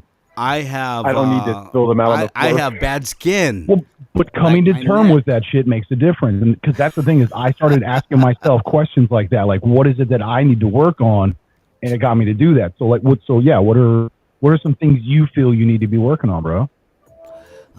Let's see. What I need. A lot of things. A lot of things. Introception. Well, you said you got a ton of flaws. You Or should just obviously pick be one. aware. Yeah, come on. What's one of them? I have a tendency to be a little bit too highly opinionated, a little too judgmental. I'm definitely typical alpha male. So But now The you're aware of these things, judgmental? so are you trying to change them, or? Yeah, I got a sense of that. Oh, No, I that like was me. a nice, That's bro. what- That was judgy. No, He was just judging you, I bro. was judging you for being judgmental. Isn't that funny? so There's projection on both sides, brother. It's Yeah. okay. We're all flawed individuals. That's why we're human. I got to be a little bit more compassionate. That's all. That's what I got to say. so irony about both Hey, of but hey, good those for you to. Oh, yeah, go ahead, babe. is on the judgment side. I actually have a tattoo around my ankle of a Bible scripture. It's John 7:24, and it says, "Look beneath the surface so you could judge correctly." And it reminds me to have more compassion for other people, but at the same time, remember that if people aren't judging you without knowing your entire situation, they can kick rocks off a cliff, because people have been judgmental since the biblical times, and that's not going to change now. So that allows me to have compassion with myself on But it- things that I'm judgmental on myself with. A good point. Good point. Well, That's it. It's the things that you're pointing out are the things that bother you most about yourself. And that's psychology. That's straight up normal. That's completely normal psychology. Textbook projection. Right. We covered. We talked And about we're judgment. all guilty of it. We talked about judgment a little bit, before. I say like I judge like a motherfucker, like as far as just like I'm a very aware, almost borderline paranoid. So like not necessarily a judging, there's like I don't know how to break it down. Well, there's like a way of That's the looking, thing. It's hardwired. there's a way of look, like say if like you're judging just by someone their clothes or whatever. But if you're treating them how their clothes are, that's like a kind of like a bad way of judging. But if you're very observant and say, they're just, people look shady. This dude just, I don't know, man, in a trench coat, or just however you're carrying yourself. That's another way to judge, to like protect yourself and to just stay on top of your game. Is that, you guys agree with that? See, I would say That's I would protected device. Yeah, I would say that's the difference between assessing the situation and judging. Assessing the situation is like, hey, cool, this is this. I got to be aware of these things. When you take it beyond and it causes you to have actions based on that I say now is judgment. Right, but the problem is it's the same neural pathway. I mean, I don't know if it's the same, but I'm not, It's out of a need for protection, to protect yourself. That I'll agree with, yeah. I'm not going to, and it's more of an energy frequency thing. Like, I'm not going to surround myself with people that are on a much, much, much, much lower frequency, because it's like... Well, technically, you shouldn't even be receiving those motherfuckers. Eventually, maybe I'll get there. I think if Like, they're talking about Gemini, when you talk about people with lower frequency, I was around some of those people when I was in Hawaii, and I tell you what, it just doesn't mesh. Well, no, and I have family like vampires, right? I refuse to go to certain families' fucking houses for Christmas. I got some low vibration people in my fucking circle, not even circle, but outside. It's called boundaries, and it's healthy. So I can love you from over here. So judging is like, it's kind of it's not as bad as we all make it out to be. It's No, I don't think No, so. it's Everybody not does it. judging. It's Yeah. meeting your needs Everybody does too. it. Yeah. Because if someone is physically or mentally or emotionally draining on you to the point where it's physically affecting you, then you have to take that step and be like, sorry, bro, I'm taking a step out, it's too much. And that's doing what's best for you. It's not being judgmental. It's just knowing what you and your body Nothing good is going to come from me being there. Yeah, That's why I said that's the difference between assessing the situation. Like you said, set boundaries. If you assess, you're going to set boundaries. If you judge, you're going to make choices without even thinking about it. You're just going to let your gut happen. Actually, boom. You know what? Actually, you bring a very good point there. Yeah, when you set boundaries, that's true. Because when my kids were younger, my brother-in-law would come in and every single end of his sentence is a curse word. And and I had my kids were still babies. I'm like, cursing to a minimum. Don't when you're in my house, do not curse in front of my children. That's why I stopped smoking cigarettes, because I would smoke cigarettes, and then after that I'll hold my baby, and then they start smelling like the butt of the cigarette, and then I'm going, this beautiful thing in front of me, and they smell like cigarette butts, and then I stopped smoking because it just wasn't, just like in my house. Now I feel bad. When my kids were babies, I'm like, no, you don't curse around my kids. I mean, no. Yeah, and there's consequences when they're for babies, breaking yeah. boundaries too. So what if he keeps swearing and you don't like it? Okay, well then you can't come around until you can change your behavior, and that's a consequence. And like, again, that goes to boundaries, right? So there's even better if you can't express yourself properly without cussing. Well, that's what Malcolm. That's what Malcolm X says. Malcolm X says, that. We use profanity when we lack the true words to explain how we feel. That's so true. So instead of taking a moment to think about things and express ourselves succinctly, we just short it and just boom and just start swearing our asses off. But yeah, Harris, what were you trying to say, bro? Well, I was going to say there's a listener out there that just happened to chime in, and for the sake of it, I'm drinking. You guys are smoking cigarettes and quote unquote, raised Bible thumping, but he's not. But so and they're listening. I started some, I think. And so they're listening, and they're from afar. They're like, they judge from it. Like, wait a minute, that maybe they have mixed signals, and they're like, well, what the fuck are these guys? They're smoking. Say this guy's promoting alcohol, but then this guy's over here promoting the Bible, and they say they check out, or they click Listen. dislike or whatever. Hypocrites. Jesus loved wine so much he brought it to the party, okay? Noah got drunk. There's no Yeah. other than Jesus, Oh, there is no that's perfect true. I fucking person love in you, the JD. Bible. So if they're gonna Well, judge, then I- they have no reason. But that person would be like a real judgmental asshole fuck for like judging the show, like, oh, fuck these guys and fuck, Like- you know. Well, Yeah, they're they not have no assessing, business they're listening not to setting Harris's boundaries, drinking they're just- again. Then Dude, Friars invented beer. Are you kidding, man? We want to go there. Benjamin Franklin. You know what I say? Benjamin Franklin. Well, yeah, Benjamin Franklin says, "Beer is proof that God loves us." That's one of his famous quotes. Yeah. What happens on its own if you That's just a leave good it there? Yeah, but no, what were you saying, Brother Ray? Sorry, I didn't mean to cut you, You know off. what? I think that this type of man, I'm really thankful for podcasts because we need to start talking again, whether we agree to disagree, even if we're on different, Bro, that is the exact point of what we do. We are trying to get other people to just fucking talk. We didn't build a conversation around a podcast. We kind of added a podcast to a conversation. Pretty much, yeah. Yeah. We may not have to agree with each other. So what? We don't have to agree with each other. It's better if we don't agree with each other. But, Exactly. I mean, I was even thinking before coming on tonight, I was like, I'm excited to meet Brother Ray because I think there's something we can teach each other. Yes, he did say that, and I agreed with him. Because we all have things to teach. I mean, as stone sharpens stone or iron sharpens iron. He said I've So read one the man Bible sharpens several another. times, and that's not true. You've probably read more than I have, so I could probably learn something. Yeah, but you've read the Bible more than I have, but I've still read the Bible. I mean, I dipped off into a whole different territory. I mean, But none of that matters. No, seriously. You took from I went what? to sleep the last 2 nights listening to the 7 Hermetic Principles.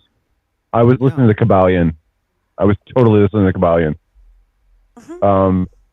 Heretic! No, sorry. But I mean, that's the thing, though. It's like what I'm chasing isn't just in one book, one library, whatever you want to call it. It's all over. It's everywhere. Everything. It's everything. It's everything, all things, and all things at once. Whatever the fuck that movie was. And whatever my belief system, if you could give it a name, I'm still trying to figure that out. But I mean, in my belief system, it's in every particle and every molecule. It's in every subatomic particle. God is everywhere. He can't not be. Yeah. But it's not just a Christian thing for me. It's an energy and Way frequency, and it goes way beyond that. Like, if you ever heard of Walter Russell, this is one of my huge things I always go into. If you ever heard of Walter Russell, look him up if you haven't heard of him. But Walter Russell was this guy that, like, I think at age 14. Is it 14? 14 is when he started going to the woods, if I recall your well, story he got correctly. out of, he never finished like primary school. Like he got out of school real early, and he just basically learned from the world around him. Yeah, I think that was around like 14 or something. And It was 12, but It was, he would literally go away and like disappear for days at a time, going into a trance in the woods. Well, no, that you said it was every summer he went for I think a week into the woods and literally removed all material possessions. So he goes into the woods like no knife.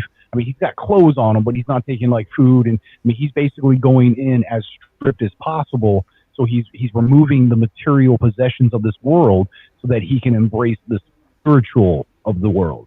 And this guy basically, so if I was to, one of the things that really sticks out in my mind is that, so we've all grown up with the periodic table. Like we're used to how that looks and everything. And it's 118 fucking, I'm sorry. All these little blocks and everything's There's color coded, and it's like Post-it notes with numbers. The way that he saw it was completely different. The way that he saw it was a spiraling. And he saw it as a spiraling of a lowering of frequencies. So if you imagine, this is the most radical thing, but I think it's so on point. The energy that comes from the sun, like the light is at a super fast frequency, and everything else that it's so fast, and everything that kind of has been created ancillary to that on this planet, on any planet really, is a lowering of those frequency vibrations. And like he saw everything, like every atom of any substance is what it is because it's on a certain level of frequency. And if you think about it, it's the same thing that. Well, because he still had the groupings of That like Nikola the Tesla would gases say and that- solid, structures, things of that nature. So it still had that same logic built behind it. But instead of it being this, flat two-dimensional description, he brought it as this almost like helical spiral, snake style, kind of So shape. he saw where on there was- every single side that can possibly be revealed. That's as what well you're as saying. he also put other particles or atoms ahead of hydrogen. So hydrogen's supposed to be like number one. And we've I discovered, bet think, you 3 or 100% that guy went into the woods and basically just ate any mushroom he can find and just DMT'd it out and go, wow. But the weird thing is, I'm going, wow, that's crazy. whatever conclusion he reached, it took I don't know how many years before scientists actually discovered some of these particles that pre-exist hydrogen on the periodic table. I want to say Yeah. it was like 4 to almost 5 decades later. He found at least 6 that I know of that I've read about. Wow. And he science doesn't give a whole recently- description of them, but he's just saying I can see this spread out before me. Like he experiences it if he was physically there watching it unravel. See, I would As believe if he this was guy in the more Akashic than records watching stuff. I would believe this guy more than other scientists out there, because we had a topic about that a couple of weeks ago in church, where near death experience, and one of the things that was brought was that a lot of these people, like especially these academia people that are doing, because they have something to sell, like a book to sell, what they discovered and everything, which is going on. Before you even get into that, though. It's like you have to follow the scientific method, and the scientific method takes out a whole frequency range of stuff that's being perceived but can't be quantified. Like it can't be recorded and understood and re-repeated because we don't have the understanding to produce the technology to actually. What was one of those words we stumbled over in the beginning? The gluten tag. What was that? What was that? Don't. Gluten tag is an inside joke between all. Well, actually, it's an inside joke between these two that they let me in on. Yeah, it was. Long story short, it was an autocorrect issue where they put in something and it came out gluten tag, and they're like, "What the hell is this?" And they physically looked it up. Gluten tagging is where you take. Gluten tag. Yeah, tell JD. Go ahead, give him the story. We have a friend who is from Austria, and me and Gemini were on a cruise like a few years ago, and we had this friend that we met on this cruise, and we had a group chat going with him and another person from London. And one morning, someone went to go write Guten Tag, and autocorrect had its fun and changed it to gluten tag. And for some reason, it possessed us to look it up. I don't know why. And even more so, why was this a real thing in Urban Dictionary? So gluten tag it's I guess let's say look it up. Look it up. Look it up. No. Yes. Stop. Go ahead. Tell him. Go ahead. Tell him. She's the fact checker. She's supposed to dispense the knowledge. What is gluten tag? Gluten tag is when you take a pierced piece of gluten and use it bagel, as donut, piece of bread, barrier in the middle of intercourse. Yeah, basically you take a piece of bread, pierce it with your take a piece of multi-grain rye bread, pierce it with your penis, and then hump away. That's gluten tagging. Well, dude, that's an obvious. It's already got a hole. When you pierce it, I'm pretty sure gluten tagging was a pierce. That's not new. I've done that many times. Stop saying pierce. That's a Filipino thing, man. Come on, man. Gluten tag is not no. I don't know what that sounds like a Saturday night to me. I don't know. The fact that it's happened or the fact that there's a name for it. Yo, bro, there's a whole channel dedicated to this shit. I prefer pumpernickel. Glutentag.com. But even to the fact that Google autocorrect. Pumpernickel. Wait, was it like the devil's butt or something like that? The pumpernickel? That was, dude, come on. That was a good joke, bro. I got it. That was dope. That's what I appreciate you. Yeah, man. I like the Marvel rye. I'm just saying. No, now I don't mean to get us out of the tangent. Now that we're talking about bread, because you brought it up, JD. You know, I have this, and a lot of people. Okay, let's kind of change it a little bit. I want to talk about my comfort food. Okay, so my comfort food is whether I'm having coffee or hot cocoa. I have to take some bread and I need to clean it. I need to wash it with my hot cocoa and then eat it. I don't know, maybe because I grew up in a third world country, that's like my ghetto version of chocolate cake or something like that. But that's my comfort food. You know, so yeah, I dip it, and I just, and I am. Are we talking like sweet bread or just any type of bread? Pretty much any bread. He's from a third world country. Give him Wonder Bread. As long as it contains gluten. Wonder Bread, gluten tag. As long as there's gluten there, I don't care. Ezekiel.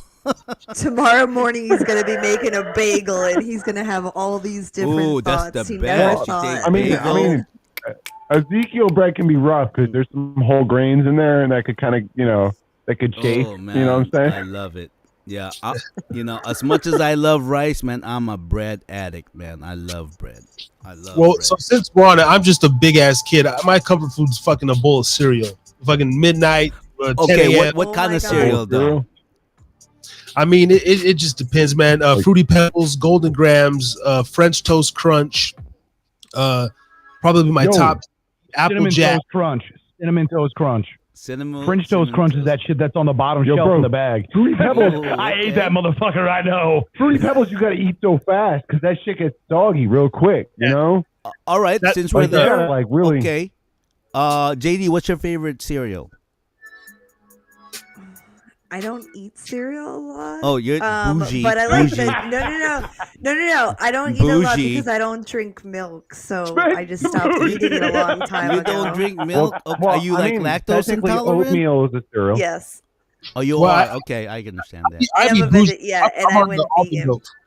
I was going to say, however, every night at 10 o'clock, my husband, no matter if he was passed out or what's happening, at 10 o'clock, he wakes up and eats a bowl of cereal or a peanut butter sandwich, one of the two, every night. Apparently, this has been since he was a kid. It's there's nothing every night. PB&J. So I have been stealing his cereal the other night. The glass of cold milk. PB&J with. I have at least one PB&J a week, at least. Oh no, he doesn't do it with jelly. He just does peanut butter and that's it. But what's your favorite peanut butter? Dude, that's crazy. Yeah, no, dude, I'll be honest with you. Dude, let's not go there. Peanut butter and jelly. Skippy. Peanut butter and jelly is massively underrated. If you're doing a good jam, you're getting actual preserves, meaning that you're getting real fruit, as well as you're getting all the protein from the peanut butter. And if you're using a good bread like multigrain or something, dude, a peanut butter and jelly is actually a really healthy fucking sandwich. And that shit is quick to make and tasty as fuck. And it's filling. PB&J is massively underrated. Absolutely. And it never goes old. It never gets old. It's just... Fuck no, so dude. Well, I'm in my 40s and I still eat like I'm in college, man. I'll buy like ramen and shit. I will spend as little money as possible, grow as many of the foods that I eat as possible, just because I'm like, dude, one, I know where my food's coming from, but two, everybody was like, oh my God, I just spent all this money at the store. But yo, how many of them shit came in a box or a bag or frozen? You're paying for that shit. Knock it off, dude. If you're going to sit here and bitch about what food prices are, shop fucking better, bro. Yeah, that's true. Or fucking grow your food or something. If I was to get cereal for myself, I just don't eat it enough. It goes stale before I eat the whole box. So, but if I was to buy it for myself, it would be the Special K fruit and yogurt, like the strawberry one. The strawberry one. All right, chill. What about you? What's your favorite cereal? I'm a Raisin Nut brand dude, for real. I love me some Raisin Nut brand. You ain't got to throw no sugar.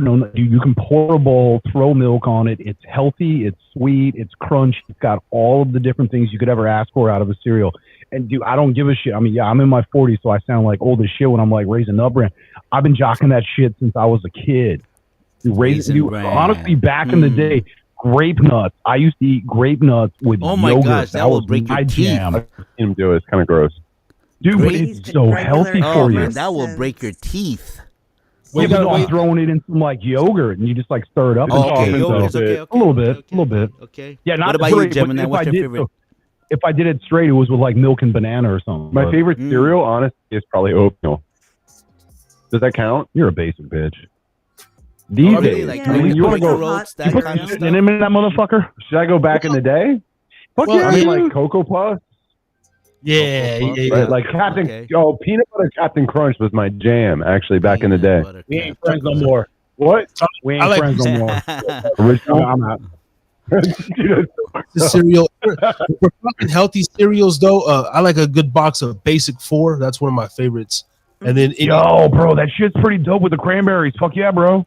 Fire. Oh, the basic 4? Yeah, the basic 4, Oh, and yeah. Cheerios Yeah. are good. I just always. saw us doing this at 70. I'm like, They're my fire. favorite thing is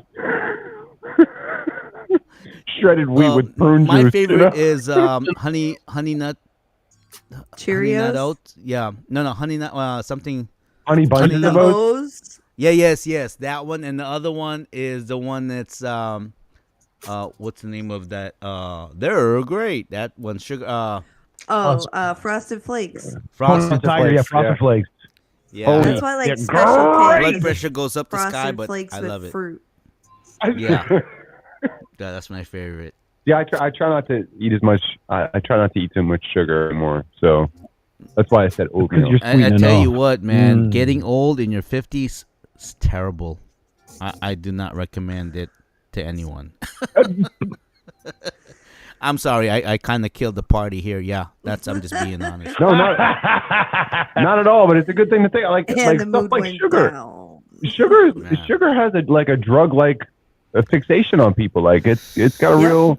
I mean, Good for you. sugar is like You a can go drug. through Yeah, it is. withdrawals. It is. Actual withdrawals. It's a toxin. Correct. It is. It You are is. correct. So my kids are getting drunk on Halloween. That's what's going on. Pretty much, yeah. Yeah. Well, Yeah, sugar, right. well, sugar induces hormones. And Red 40 makes you kind of crazy. I think, right? Red 40. It's in Skittles, M&Ms. Everything. Used to be red number everything's 5, but now it's got red sugar 40. now. Blue 32. I know.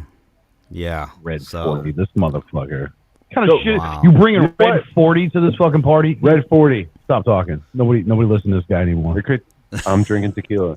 Oh yeah, blame the fucking tequila, bro. You're a dick. I didn't blame the tequila. I just said I'm drinking tequila. That's a blame. You know, you read into that. You projecting motherfucker. No. No. Judging. Just dipping my soda. Yeah, no, that's the thing is like we have the running joke between him and I is people don't know if we actually like each other or if we have like some weird like homophobic tendencies towards each other. We want to, but we're not going to. So we'll just joke about it. It's like, no, we just Dude, know even- each other this well even that if we I don't was- fucking care. Even if I was, I wouldn't. Bro, you're the little spoon and we fucking know Because I it. like this. I like it too, baby. I like this. I don't Yeah. want to. If we do that, then no. This is good. That is bad. I don't want it. If we include that, that would just be weird. Men That would- are such gorillas. Even if man. I was we like are that. gorillas. But- We're a bunch of gorillas, Yeah, man. no, we are. We're fucking savages. We're we really are gorillas, because man. we like, and that's where I agree with you. The gorilla idea is we're so raw at this point at our age because we're just like, dude, fuck it. Been there, done that. I'm tired of hiding shit. This is who I am. I'm just gonna fucking put it out there. You can say whatever you want, like it, don't like it. We don't give a shit. We're still gonna fucking do this. Hey, You know, I mean, what? this I'm is at the the epitome of what him and I is. Just like, I'm at that We age just turn where on a it's mic. like, I That's gotta all we did. fart. I gotta do it. I can't hold it. I turn on more than that. Yeah. Yeah, right. If I gotta let it out, I gotta let it out. Sorry, or it's, I mean, read the room. Maybe like step aside like 5 feet. Don't just fucking no, like, I prop stay right dust there. across I the want to entire see party, the but- reaction, the face, Talk to me the if you facial can't take feeling. it. He's just like eyeballs. Especially I'll be on like, women, like, yeah, hey, did you take a wild he sniff who of that? smelt it dealt it. Yeah. Wait, was that Shaun of the Dead? Oh, I'm sorry, bro. Oh yeah, Shaun of the No, Dead. no, it's cool. Shaun No, of like, the Dead. no, I'm sorry. God. Yeah, Shaun of the Dead. Sorry, we do a lot of movie quotes shit. Yeah, you're correct. We are movie buffs in that sense. No, I don't blame you guys. I owned a video store for like a few years, and my son wants to become a script writer. That's very stereotypical of you. Sorry to say that, but yeah, a video store. Yeah, you're a being video your own store, yeah. racist at that point. You're perpetuating this cycle, man. Like, what's wrong with you? You're like a No, dinosaur, really, man. and You're like Vallejo, a California, chupacabra. yeah. What the? Yeah, we had a video store, and it's called All US these Video. TikTokers. That's stereotypical. What the US fuck is videos? Blockbuster? And then Blockbuster came, and we went out of business. Fucking yeah, And then dude. Blockbuster went out of business because Netflix took over. No, because then Redbox took over. Netflix bought into Redbox and did their own That's thing. true. Then That's right. became Netflix as a streaming channel. I remember Hollywood Video. I did a paper on this shit, Oh, bro. yeah. Right, dude. There was Sun Coast. There was you get some popcorn when you go there? Popcorn, a bag of popcorn. That popcorn was off the hook, though. A good popcorn. dude. I It was remember that. the movie theater. It had the movie theater butter and shit. Like, dude, that Yeah. butter is straight That was- crack. I was never It's old not enough. real butter. It's just crack. I They was just never sprinkle old that enough shit on. with the room for the curtain. With the curtain, That's called a glory hole. yeah, I couldn't go. No, The other room. No, sorry, my bad. Redacted. special movie. Since You're not old enough since to we're go on the back there, topic son. of movies, okay. Now that we have access to movie anytime that we want, okay. What On movie demand. have you watched back then? Probably a movie in the 80s or maybe 70s or whatever that you were just, oh my gosh, I love that movie. And then seeing it now because it's so easy to get access to it, you're like, I can't believe I love that movie. That movie was completely dumb. Can you name a movie? Because I can. I have none. None? No, I can't. No, because everything that I loved from the 70s, 80s, and 90s, I still fucking watch religiously. It's a part of my collection. I will watch it over and over and over again. Movies, Like, there is not a single thing that I ever watched back then. Okay, what movie do you until today watch whenever, say, you're bored and you've seen everything, but then it's always a go-to movie? Give me at least 3 movies. Oh, that's a good one. Breakfast Club, Last Dragon, Uncle Buck. Uncle Buck, Yeah, two Last of those are John Dragon, Hughes. Show Enough. And I can tell you, That's totally Kiss my Show Converse. enough. Yeah, fucking Kiss right. my Converse. Yeah, Bruce- Barry Gordy. Bruce I love Leroy. Yeah. Which most people don't know this. Barry Gordy, who's basically the founder of Motown, he only put his name on that movie. Everybody thought because it said Barry Gordy's The Last Dragon, they're like, oh, it's Barry. No, motherfucker, literally only put his stamp on that shit. However, there is a contingency. That is one of the only that I'm aware of. It was the first all black production. Not a fucking joke. From the casting crew to the background people, the grips, the gaffer, every single person Vanity. on that fucking film. I mean, come on, but he corrected me. I said it was a black exploitation. Yeah, film, black- and he because said, of no, vanity. black exploitation. Yeah, no, it was not. It was You corrected me. You Yeah, said correct. no. Everybody involved was black. Yeah, so that was actually what I would call a rejoicing of black culture. Can I just say on a side note, It was a But this beautiful really- fucking production. this really bothered me because I was like, I think I was on my Pandora or something, and the commercial came on something about Black Music Month, and I was like, What? yo, really? I was like, that's like every month. No shit. Dude, all right. Yo, No, dude, I'm gonna go off for a hot minute if I can, please. Let me escond the mic. So Harris, Harris, Brother Ray, I have a music show as well as all the stuff that we do. I get to play on the radio station that I'm from. It's majority of its music is, pre-jazz swing, post-jazz swing, post and pre-war jazz and swing, R&B, bluegrass. I mean, it's like every kind of music you can ever imagine from like say the 20s to about the 50s. Mm. The people that do not realize that, I mean, we're talking punk, rock and roll. like 90% of all music can be attributed 90 to black plus people. percent, dude, can literally be attributed to black And I'm just saying this out of love. And so people, this is what cracks me up, is you get people that listen to country and they're like, I won't listen to that black music, air quotes. It's like, motherfucker. If it wasn't for blues and bluegrass and you wouldn't have motherfucking country. That is black people music.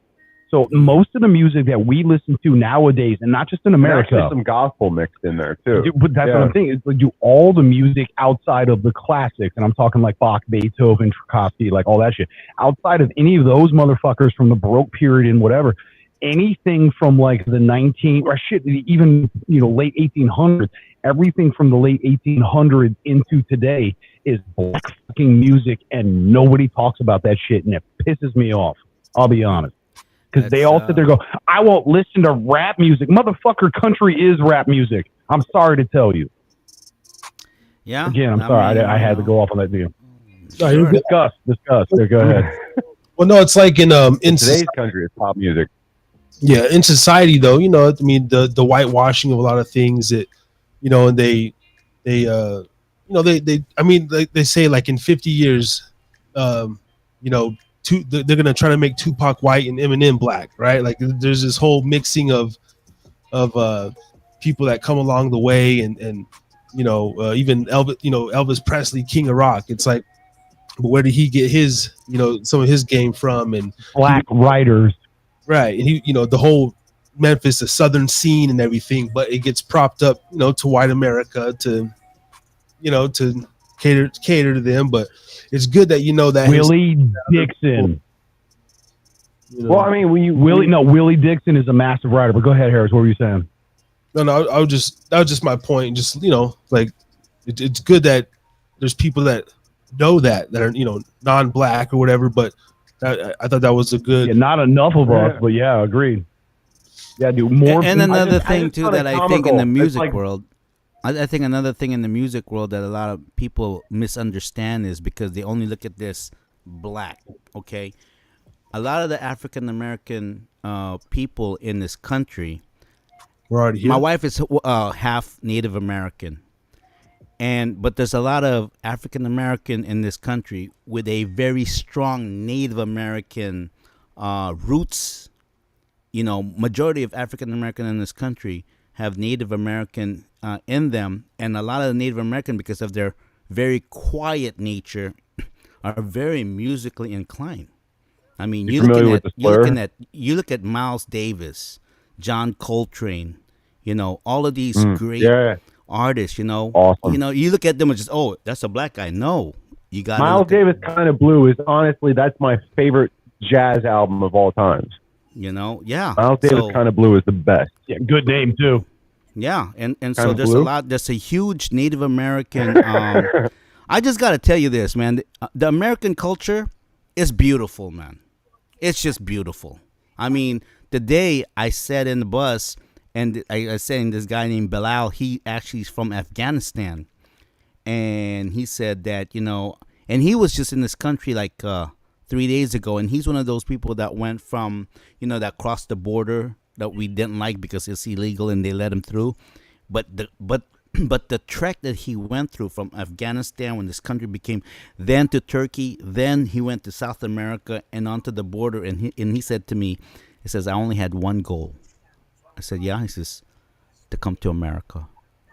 And then he goes, yesterday, I was going to buy my ticket and they switched it on me. They gave me a refund and it was $130 and I only had $100. But he goes, but the guy at the ticket booth let it go. It says, go ahead. We got you covered. And so he said, man, awesome. In this country, people are very friendly and they're very forgiving and whatnot. I said, yeah, that's right. I'm an immigrant myself. And I tell you what, it's the best country in the world. I'll tell you that right now. So any American out there saying, oh, America this, no, you don't know what you're talking about. Go to another country. Since, I didn't mean to try to change the subject here, but I just want to put that in. It's just let me give there are other countries that are similar but not the same. Let me give Brian Beeline a shout out real quick up in the chat. Says I'm here. We'll be over on Brian Beeline's channel New Year's Eve, man. Shout out to you, brother. Doing the New Year's Eve pod bash over on the Beeline Entertainment LLC. People. Beeline from Atlanta. Yeah. Yeah. Yo, No, I we're have supposed to family be in getting Canada. that cat on soon. What's up, homie? I have family in Canada, right? British Columbia, and my cousin and I used to go back and forth. Oh, Canada has this, Canada has that, and you know, government is going to give you allowance until you're 14 years old. And today, you look at Canada, all of them are quiet. I'm like, wow, because you live in a socialistic country, and it's. I wouldn't want to be there. But before it was like, oh yeah, you guys have that. Oh, you can do this. Oh, okay. But now it's like it's not the same. Ever since COVID hit, their government. Well, and that's I mean, that's a very true point. That's a good point for all Americans listening too, though, is that if we're not careful, we're going to go down that same track. Yeah. That's true, and that's why we need these kind of shows, so that we'll be able not trying to get pulled, but just saying. No, that's true though. I agree. That's I agree. That's true. Yeah. It's already kind of, we're kind of heading. But this is dangerous. This is dangerous right here, and at some point, even having that thought is dangerous. Yeah, thought crimes. Yeah, what were you saying, Harris? We said sorry, go on. We said at the same time, thought crimes. But yeah, they're gonna make it illegal to think. Get out of my head! And I was mentioning this a couple weeks ago. These conversations right here, these small niche little podcasts, these small YouTubers, whatever they're, there's going to become a time in the future to where the big conglomerates, the Googles, the YouTubes, all these platforms, they're going to come and these are going to be sought after. It's almost going to be like instead of everybody can just go find it, we're going to become this small taboo community like we are now, in the garage, huddled around. Power to the people. Power to the people. Like, are they doing power to the people? And people are gonna like it's gonna be like you have to go under the radar, or to some sort of dark web, put some fucking VP on. That's actually what happened. That's actually what happened. Exactly what you said there, Harris. That's actually what happened a long time ago when they had czars in Russia, and then Karl Marx wrote that whatever manifesto.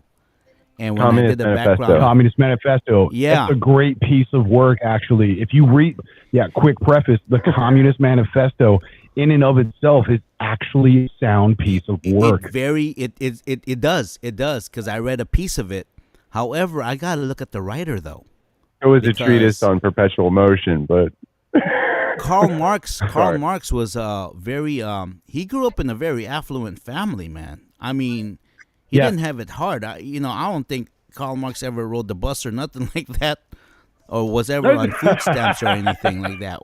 He was a very he was very he grew up in a very affluent family. So he just gotta after at first when I was in college, I was like, oh yeah, very left and all that.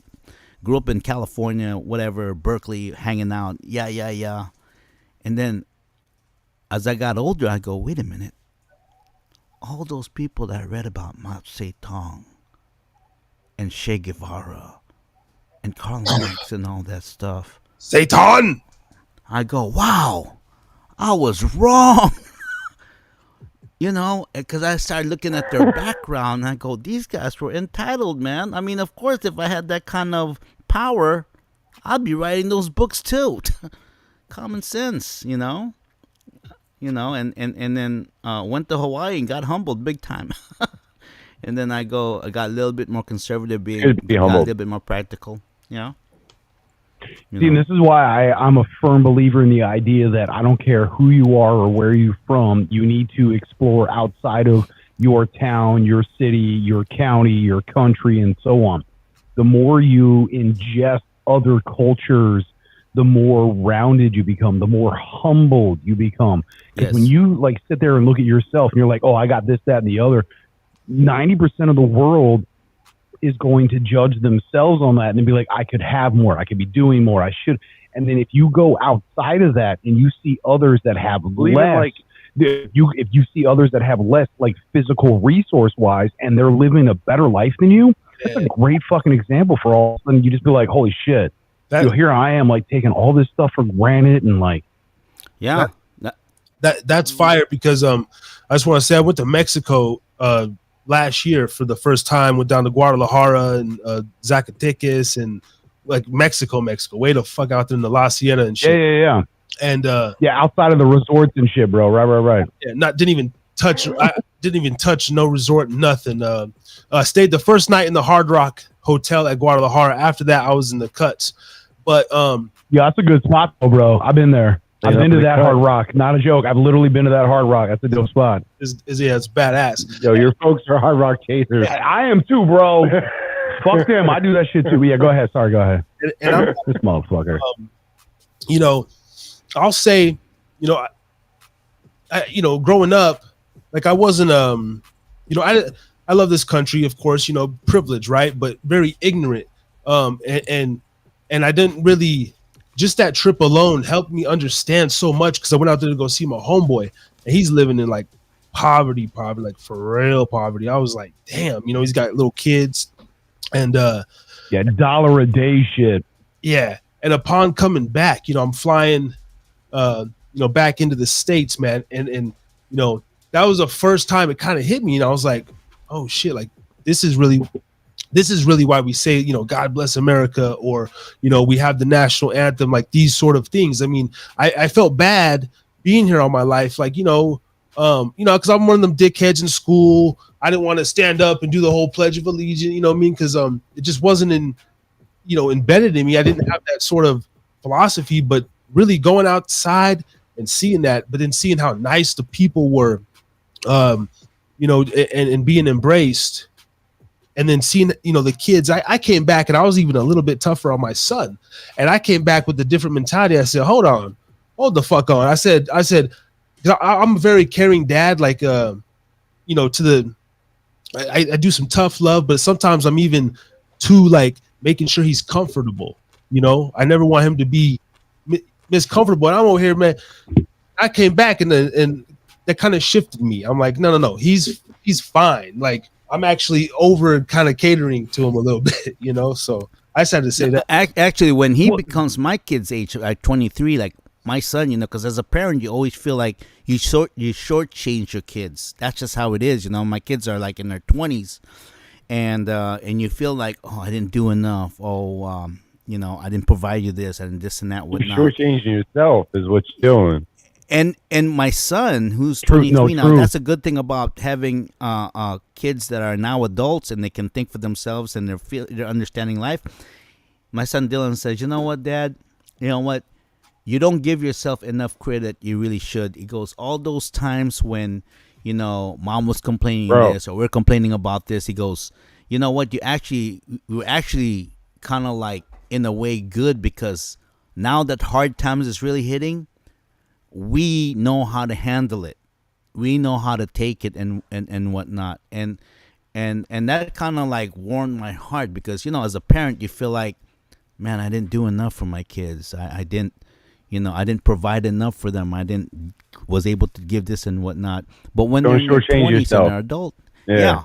And it's easy in a way because I said the same thing. Over though. But like. Yeah, but when they're that age and they're letting you know, because, they've been fired from their jobs and they failed many times, and then you go, okay. In the basket. Yeah, all right. I didn't do so bad after all. Okay. Because you're not going to hear that from the wife. So that's actually one of the things I'm looking forward to is the time when my kids can share with me some of these like deeper conversations, because I can't have that yet. Like the kind of conversations that I have with you guys right now, it's going to be at least another 10 years before I can have that with my eldest. And I'm looking forward to that. How old is your oldest right now? She's 11 right now. She's 11. Yeah. Okay. So my daughter is 20. We're like kind of on a cusp of something right now, but by the time she's 18, it's like we're going to have some of these conversations that you kind of like you guys are having with us right now, like whether it's spirituality or whether it's religion or whatever it is. It's like forward to those conversations. I'm excited for the days when they come to me with those questions, and it's my job to answer them. And it's like I'm not just thinking about myself at that point. I'm thinking about I have to put this other human being out into the world and figure out how it is that I'm going to express myself succinctly enough so that they can handle themselves when they get out there. No, Because real it's talk. like, look, bro, there's going to be other understanding that you haven't comprehended yet. Like, you've been raised a certain way. It's like I did it on my own. Like, my parents never forced me to look outside. Like, when I reached the age of like 13, 14, they were like, if you want to come to church, you come to church. So I was raised Christian, but at the same time, when I reached a certain age, it was like, you make the decision for yourself what you're going to do.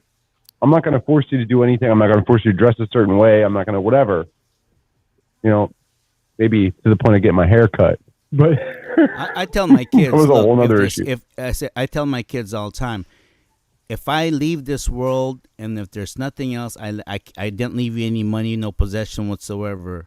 At least I know in my heart that I introduce who Jesus Christ is to you guys. And that, to me, is enough for me. Because, you know, you see people that, you know, have all these material things. But more than that, and it's like whatnot. the lessons you learned, Yeah. right? You know? And you know, and so even though, you know, I send these scriptures every morning, you know, as part of my ministry, I really don't care if you read it or not. But all I tell them is this: when you see the scriptures that I give you, just to let you know that I prayed for you that morning.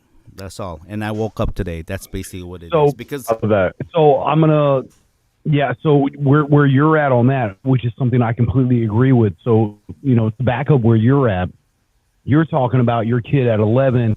You know, 10 years from now, you know, Brother Ray, you're speaking of your perspective. You know, you got kids in the 20s and whatever. I was afforded the ability with my experiences and the knowledge that I derived from it. I've treated my child from the time she was 6, actually I want to say 5.5, till now, you know, currently, in that same regard. Yeah. So my daughter, completely open. yeah, and my daughter, and you can ask anybody who's ever met her, because, you know, at first I thought I was, you know, the typical dad, like, oh, my kid's the best, because, you know, I fuck up my kid and whatever. I raised my daughter well enough that from, you know, 5.5 until now, just turning 18, dude, she is one of the most well-managed together individuals, not even a kid, female, like you can take all the bias out of it. She is one of the most well put together individuals in this world. Well adjusted. Well adjusted is there it's like invaluable. Like, I can teach you all kinds of things, but if I can't you know, how to deal with it, put you out in the world as a well adjusted individual, then I have done nothing. So as you know, so like Brother Ray, as you're talking about, like, as long as I leave this mark, I treated my daughter from the time of 5.5 with that same regard. As, you know, don't lie, don't. No. So maybe I don't write maybe I don't write a book. Maybe I don't start a podcast. Maybe I don't. So fuck all of the bullshit. If I instill this one idea into my child as she becomes an adult and possibly a parent herself, is the idea of acceptance, understanding. Let's all have a conversation. If I can instill at least that, I did not fucking do my job. And I'm pretty sure she was. So was that a driving force for what we do? Yes. For you? Yes. Nice. I like that. Because it's the same for me. But so I've made this. It's like, and if you can't come correct, if you can't come the way you feel, you know what I mean? And with all these things, whether it's raising your kids or whether it's like running your own company, understanding what it is they were trying to teach us theologically, that we understood philosophically from the beginning, like that I want to pass on. Well, and so if I don't pass that on, to me that's tantamount. So, and that's why for the mathematics and the science. And correct. Which is, I mean, me personally, whether you're my child, somebody I meet on the street, on a bus, I treat everybody the same. Same regard is I'm going to present what I have, what I can do with that individual, so that they in turn become a better individual, because that's what I'm trying to do for myself. So, I mean, just like you said, you met that dude on the bus and you started having a conversation. I do that shit all the fucking time. And more times than not, I usually gain more than the other individual that I'm talking to. Selfish. Yeah, and that's really what it is. That's what makes life wonderful. is those things that we do. And but we live in such a world like, oh my gosh, where the whole thing in the going in our mind, oh my gosh, he's from Afghanistan, how do you know this guy is Taliban, how do you know he's but at the same time I go, Right. what is he gonna get from me? Okay, whatever, here, take it. I I met you. I don't, I just like being transparent. But that perspective you get is invaluable. To the risk you're taking, that perspective you get is to you is invaluable.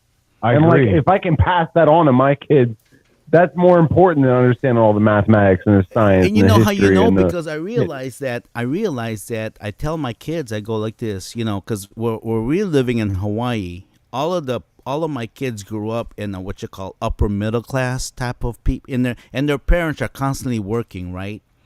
And I know some of these parents, because the whole world goes, oh, your parents are hardworking. No, they're constantly working. No, you know what? Think about this. I think they say they're hardworking because the world is, like Madonna says, a very materialistic world. But the problem with that is that a lot of these parents, they work really hard because they don't want to come home, because at home they have no power. Because they work so much, they don't know their kids. But at work, they're like the boss, Oh, Bro. Mr. Ray, oh, you're the, And so Bro, what I happens will. is that So psychology. that's a spooky understanding to come to. You too. know, dude, psychology supports what you're saying. I can't figure out my shit at home, but I can get. But this, yeah, but but this also explains why you get those. Well, this explains why you get those kind of same exact individuals where all of a sudden they're just like, here's your spending card, here's your cash, here. They don't know what to do, so they're just like, you know what, here, take money and go the fuck away. See, that's my point, though, about the fact that philosophy is missing from mainstream Christianity. Like, so you have all the dogma, you have all the other stuff, but like, and whatever, what do you call it, history, or what do you call it, stories to build yourself a better human being, fables, whatever they go, like, but if you don't get that main precept, like, none of the other stuff falls into place. Like, none of it makes sense. It's worthless. And that's your job as a parent or an elder to explain, so that when you get to that situation, you can arrive to things. Yeah, it's not ineffable. I can explain that. Who are you calling ineffable? But that's when your kids' friends are all in your house all the time, that means you're probably doing something right. Because that's what, with my kids, I realize sometimes, like we don't live in a very big house, so I can hear what's going on. A lot of their friends come to them for, like, say, problems, and I hear my kids like resolution and this is what you do and everything, and I go, you know what, and to myself I go, I must have done something there, something right. So Brother Ray, to extend what you're saying, so Killer Mike, the musician, Killer Mike, I don't know if you guys know who he is. Sorry, he's a part of Run the Jewels with LP. So Killer Mike did this Netflix special where I think it was like 6 episodes or something. Regardless of that, the biggest thing that I took away from it, there was an episode where Killer Mike was talking about his great uncle, and they were basically having this conversation about presenting, your community to a place to the continuing generations of, hey, you have to do better than what we gave you. And so Killer Mike is sitting there talking to his great uncle about this, and he's like, none of the kids come back. The community's dying. All these people just literally moved town. And he's like, I don't understand these kids. They don't understand this. He's putting it on the kids. His uncle literally turns to him and says, here's the deal. We, as your elders, did not do a decent enough job to present you a community that made you not only, 1, want to, like, make it better, but 2, stay here and make it better. So if your people aren't staying in your community, it's because you didn't give them a good enough community to make them want to stay a part of it. So here Killer Mike's trying to put it on everything else, and his great uncle's like, nah, we fucked up. It ain't them we did that. That's our fault. We didn't do our job as elders to present a appropriate community to make you want to stay here or move on, but still promote what this community is about. Right. So I mean, his great uncle, and that was a great part for Killer Mike, was he finally learned. And I mean, you can see this by watching the show. He literally, from that interaction from his great uncle, took it like, oh fuck, I messed up, and you could see it wash over him, where he was literally for the first time like, shit, my actions actually have impact, and I got to be better about what I do. It's fucking dope, man. It was a beautiful experience to watch. Who is this? Wow. Killer Mike. Oh, okay. Yeah, I talk about that motherfucker outside. But you know, besides the point, dude, Killer Mike and LP as Run the Jewels, dope fucking duet, man. These guys, LP is a motherfucking monster when it comes to producing albums, and Killer Mike is a phenomenal lyricist. I mean, LP is as well, but do the two of them together, production, lyricist, and then like literal like duet energy. You Run the Jewels, it's some dope fucking music. Wow. Yeah, I like. I'm gonna check them out as soon as we get. You know, I'm gonna Killer Mike. You said right? Okay. Yeah, Killer Mike and LP, literally EL-P LP, which is the shortened. I mean, it's the elongated version of the short version of EP, which is an LP. But Wow. Extended play. Well, EP is extended play. LP is. Well, Harris, I gotta tell you this. I'm gonna have to cut this short because I'm staying with the Couriers tonight, and it's been a while since I met with my church family here. So I'm gonna leave the show, and I'm gonna let you guys move forward. You know what? You ain't leaving. I'm kicking you out. Bye, Brother Ray. No, nobody just leaves. Rude. Dude, that was like some You are fucking the Mark weakest Summers that's double good. dare That's good. shit. Yeah. Yeah, right. Goodbye. All right, brother. No, man. we totally have All right, to do man. it. We All have right, to do an man. extension of this. God bless you guys, and pleasure meeting you. We God gotta bless do you. this again, and you guys, wonderful conversation. Yes. All right. I'm out. I love it. Bro. Okay. All All right. right. Have a good one. All right, bro. Yeah. Yeah, we'll definitely continue that later. Yeah, definitely, man. Brother Ray brings a whole interesting perspective to the show, the age gap and the the wisdom, the knowledge and shit. You know what I mean? Some of the topics, you be getting into, might just be sitting back, and I like listening.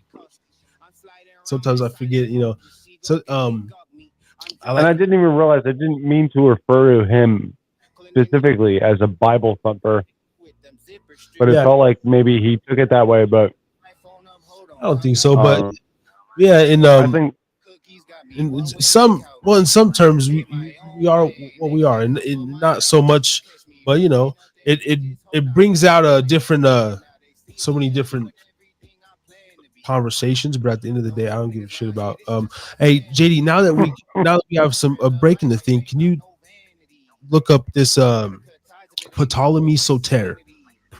And I kind of want to go into the idea, and we didn't get this when Ray was on, but the idea that my only thing with the actual Jesus Christ is I don't think that, and we know that through Yahweh, Yahshua, and all this stuff, but I just think that just Jesus Christ, dude, is completely like the name itself, everything, like it was stemmed off this other guy, Caesar Borgia, and then I went down this small rabbit hole, and I don't know. Are you saying that it's like an amalgamation?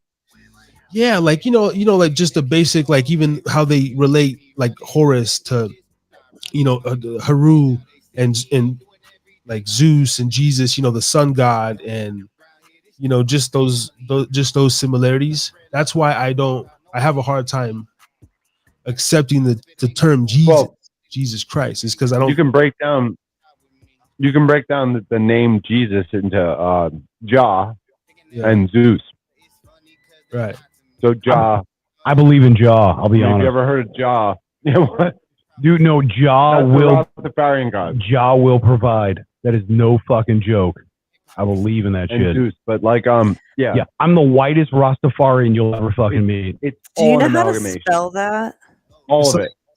It's like what, Jah? It's like no. I asked her about like so like there's this so like Ptolemy Soter. You know, I don't know. Just type in last name like Soter, and then maybe that'll give you it. Ptolemy, or type in like Serapis. Like I don't know. It's like how Jesus was like constructed of like through these little Really, terminologies. bro. You know? No, fuck you for dude. Motherfuckers chewing on mic. Fuck this dude right here. We've never gone live, so all right. Hey, You fucking know better. Stop it. You got a handful of those motherfuckers. Put them bitches back. Drink some tequila. You ain't got to drive. Are Shut you the fuck up and talking- enjoy this. Are you talking about the pharaoh? possible. There's a pharaoh with that name, so it's Macedonian Greek. I don't know. Maybe And we'll. he's a Well, yeah, it gets deep. I actually don't want to get into the whole Jesus rabbit hole anymore. It's fine. Dude, bro, all right, hold on. Now I'm I'm gonna. intrigued. Don't be scared. Yeah, no, fuck all that shit. All I'm not right, gonna here's offend the deal. anybody. Here's Don't the be deal. scared. So I went to my 4-year school in college, which, by the way, I didn't start my collegiate career until I was like 31, right? So I go to finish my 4-year degree at a school that is very well known, but is religious in nature. So it's not a public school, it's a private school, right? Because they have theology as like one of their things. I wound up having to pick an elective in theology. The one class that I picked was, and you know, I forget the exact name, but the book we wound up having to read was, you know, 4 stories, 1 Jesus. So it literally told 4 different background stories of what Jesus or Jesus was, expressed by these 4 different, completely different, like literal different factors. However, they all derived at the same conclusion. So here's the deal: is like, I don't believe in religion, you know, as a organized component. However, I got a 1.5 foot motherfucking Jesus on my chest. The reason being, you're talking about the analogy or the idea of one individual taking on the literal sins of the world to make it all a better motherfucking place.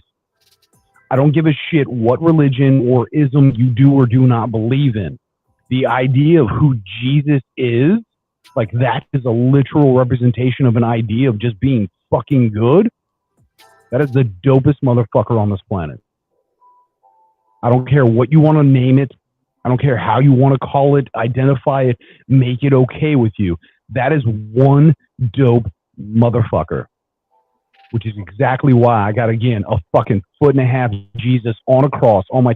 I'm not Catholic. I'm not Christian. I don't believe in the idea of just like, oh, Jesus. I don't fucking care about that. The literal idea that one individual is willing to be like, fuck everything. Well, I will take this all on myself. That's a dope motherfucker. It's what he went through. So I mean, that's the real story. It's what he went through.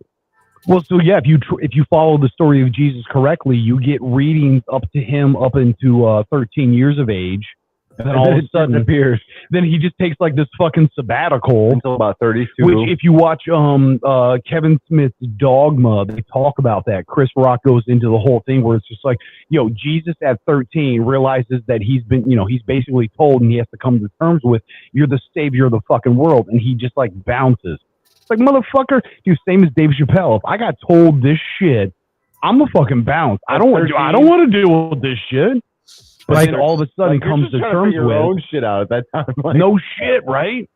Like, okay, like even like how you guys are speaking, right? Your conviction in Jesus, like, that's what I'm. That's like what I. What. But belief in the idea of Jesus, not Jesus as an like an individual, but Jesus as an entity, an idea. I mean, and do some people call So it? I agree with what you're saying, but Jesus is a human being. I mean, like, how is this even possible? technically, but yeah, go ahead. But and some people just call that the Holy Spirit, right? I mean, in lack of a better word, like, you know, I don't know.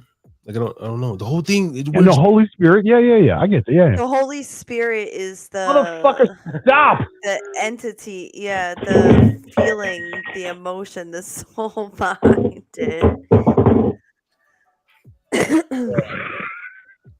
So He was it's trying to the chew on Mike. I'm sorry. the things that you Yeah, can't fuck you. see I'm gonna knock that's- them shits out of your hands. You're making it worse, man. Sorry, go ahead, JD. Fucking Gemini's being a douche over here. But so can't like, get this guy. well, okay, and that's what yeah, it's interesting. Like there was I was trying to have her find like this like Ptolemy Soter, or like around the Council of Nicaea, like how some people would say, some whatever non-Christians, or they use that as that's when the image of Jesus was constructed as a whole, the Nicene Creed, and like everyone came together and decided, because there was so many representations of him at the time, and then they came together to like basically the world agreed that like, okay, it's just going to be Jesus. Now, why don't we hear like before that, if that make like those actual people, Serapis or Caesar Borgia or whatever, these emperors? Well, so I would say there's probably like twofold on that. One, pre that, we didn't really have a lot of written knowledge, meaning we didn't like literally write shit down. So there's one, you're not chronologically putting that down as a physical information. But two, you're also talking very radical ideas. So the construct of that day in that time frame, dude, Jesus was the epitome of what wasn't societally considered correct, because it did not provide for an economic output. A lot of people ignore that, but yeah. But that's true though. So I mean, so if you go back to he was a boat rocker. Well, that's exactly it. So if you go back to the Roman days when Jesus was supposedly crucified, I mean, you can look at fucking Mel Gibson's, the something or other, the Christ or whatever. You're talking about this crucifixion of this individual. So we want to look at the story in context of what we do today. That's not the shit that was prevalent back then.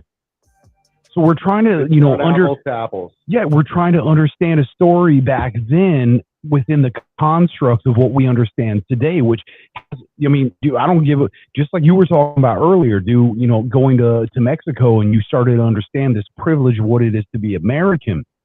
That's a privilege of being American, regardless of what your color, stature, national background, any of that shit. Context, absolutely agreed. So when you're talking about that, that's why I said twofold. It's one, you're not understanding the idea, but you're also not understanding it within the construct of that time frame. So we're trying to take shit that happened, centuries ago, millennia ago, and equate it to fucking today. Like, we know it's not the same fucking world. Not the same thing. In the mic, bro. Can't hear you. Totally not the same thing. It's still not in the mic.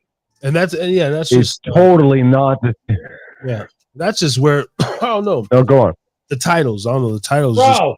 just throw me off. As long as it's love, it's this, it's that. But I've always had a hard time setting that definitiveness on it. You know what I mean? But I like to continue to hear about.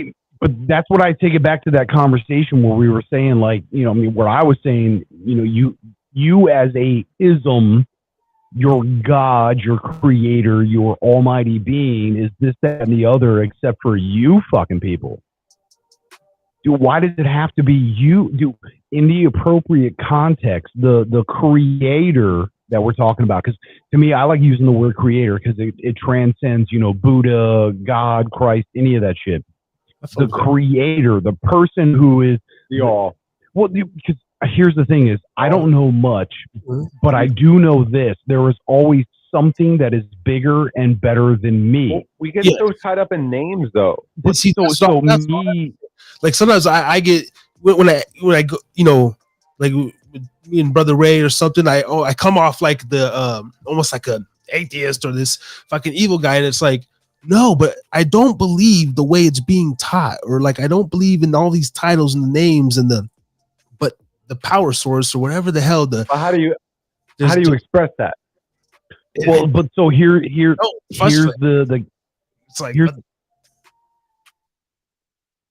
well, this is the catch-all to I think what we're talking about is those who win the wars are the ones that write the history books.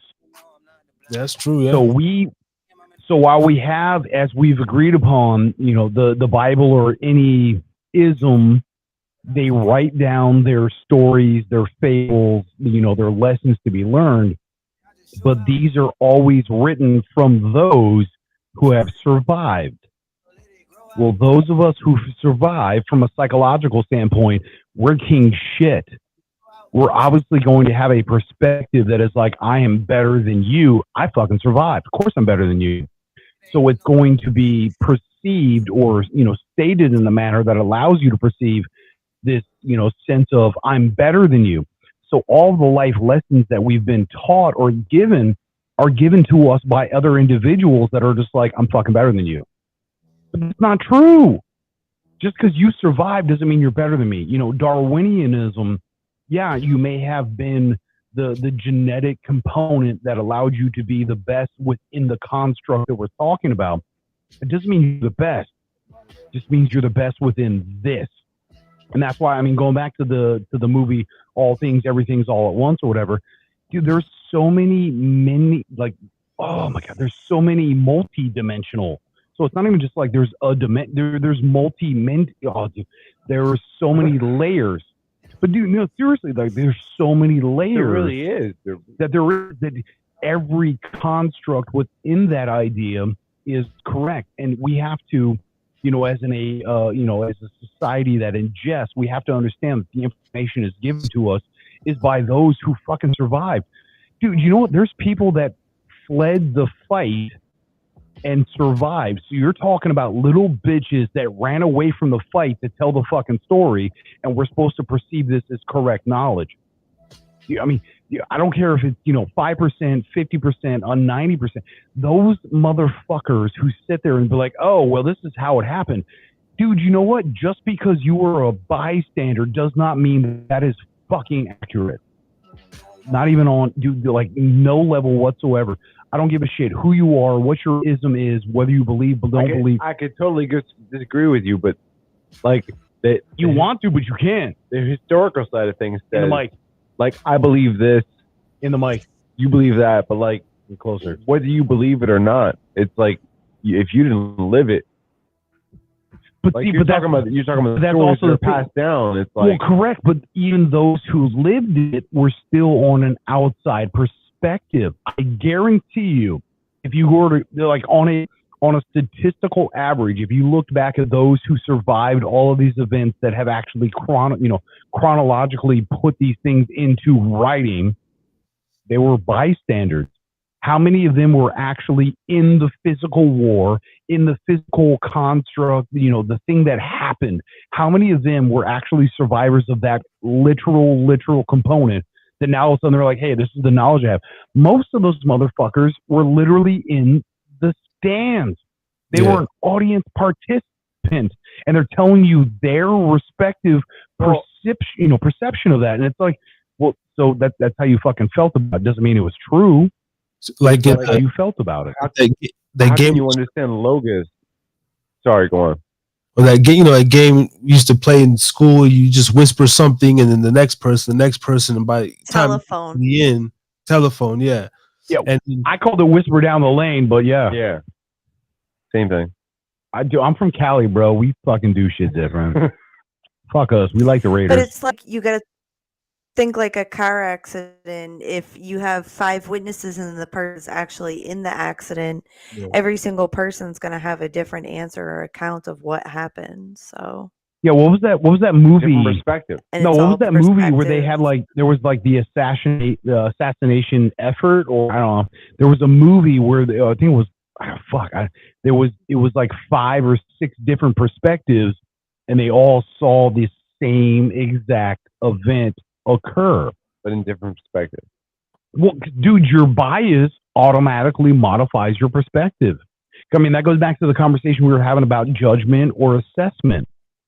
Most of us are built within judgment, not assessment. So when we judge a situation and then you ask us about that situation, we're going to tell you from our perspective, which is judgmental. So we're going to put automatic biases on what information we express. Well, everybody's got their own personal filter. And I'm like, everybody's got their own personal filter. I mean, that's what it really boils down to. It's like, you know, from my life experiences, I'm going to have a different filter than your life experience. Correct. You know, so I'm gonna, just because it's the same thing that we're trying to perceive, we're going to perceive it differently. The movie is called 1114.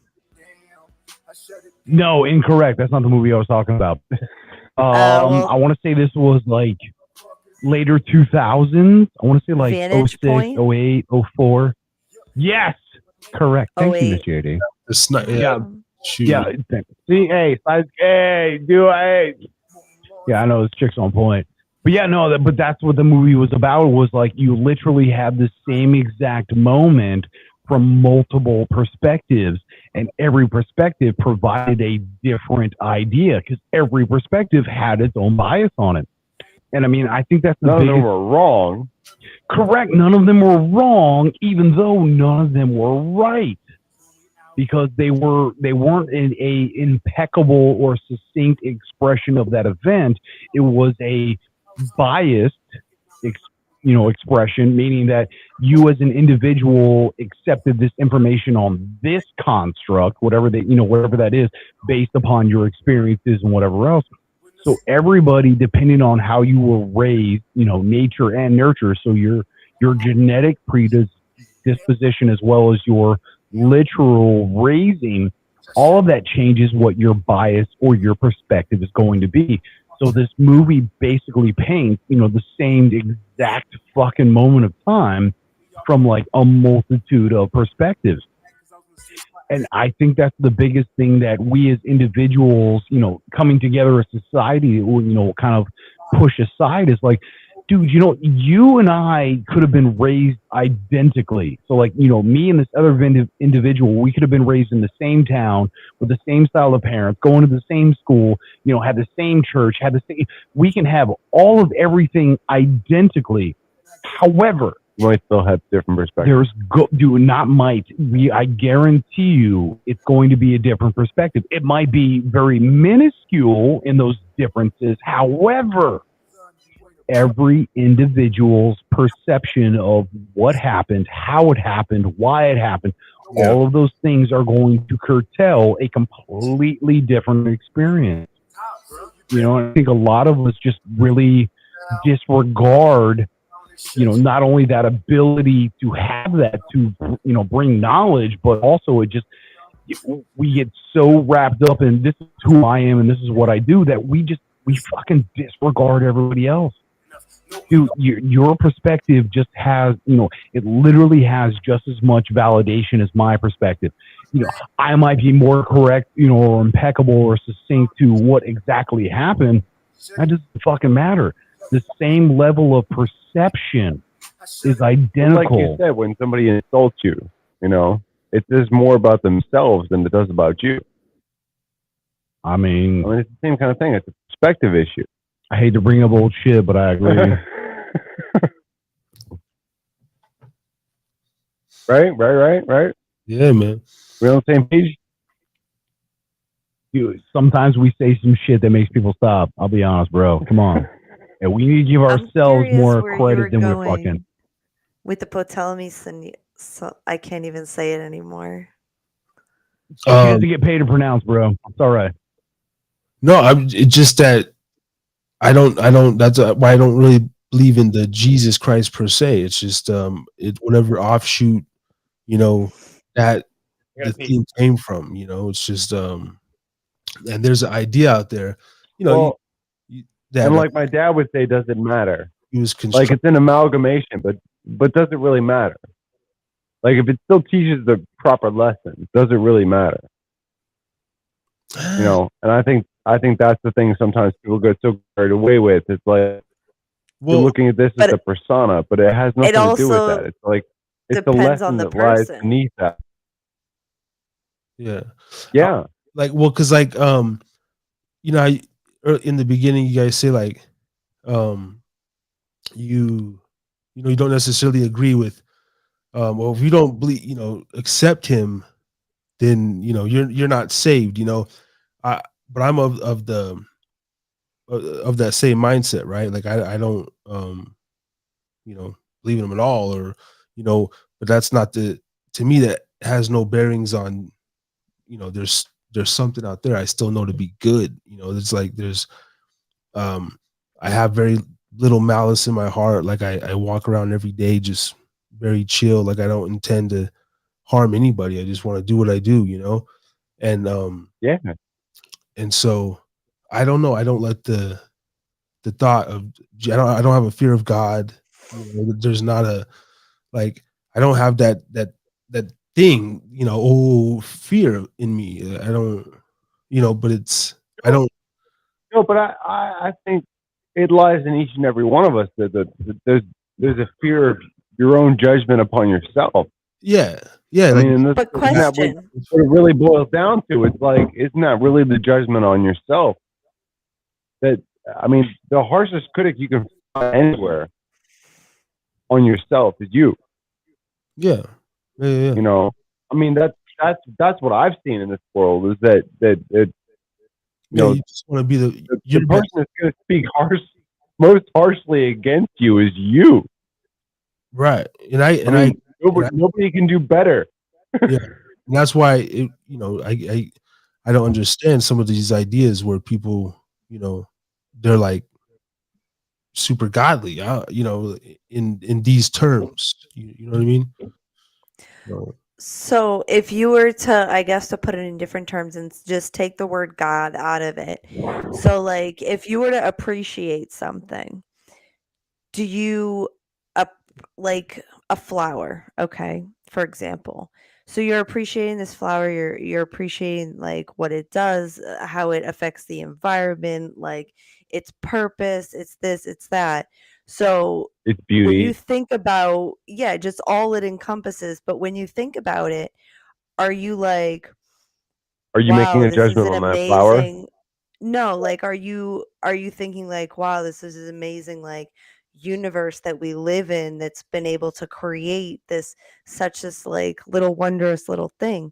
So even if you're like amazing and you're giving the glory or the props to the universe, like that's your thing. Like it doesn't necessarily have to be an entity, a human figure, or even just like a ball of light that can't be contained. It's just there's It's like a Gemini was concept. saying, there's the ideology that there's something that's that it. you look up to, whether it's the stars, the skies, like something that gives you hope or Just something. something. I think when I start merch, I'm just gonna try to be like, I believe in something, and just quotation that. Nobody take that.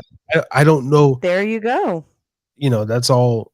I don't know. Just that's why I don't get There's That something greater than me something. that's making all this happen.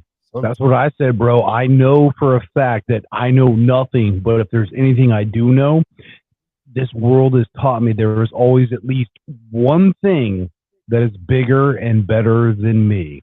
Yeah. And I sure as There's at shit, least one thing. Well, but that's literal. There's at least one thing that is bigger and better than me. No matter who you are, what your ism is, whether it's science, religion, agnostic, whatever you are, there is always something, at least one thing that is bigger and better than you. And once I came to that realization, I think that was my biggest humbling component because it's like, you know what? I could be fucking killing it. I could be the dopest motherfucker within my construct. There's still going to be at least one thing bigger and better than me, and I can learn from that. and that's kind of like, I want and the haters. Bring them. and I'll say like, Fuck the hater. on my Sorry. DMT experience, like I spoke about, like that was one of the, like I already knew.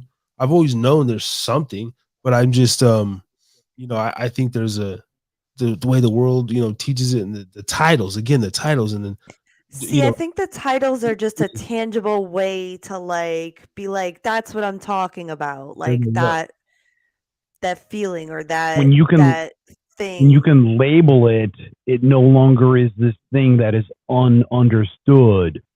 Once you put a name on it, well, I know what that is. It makes everything understand.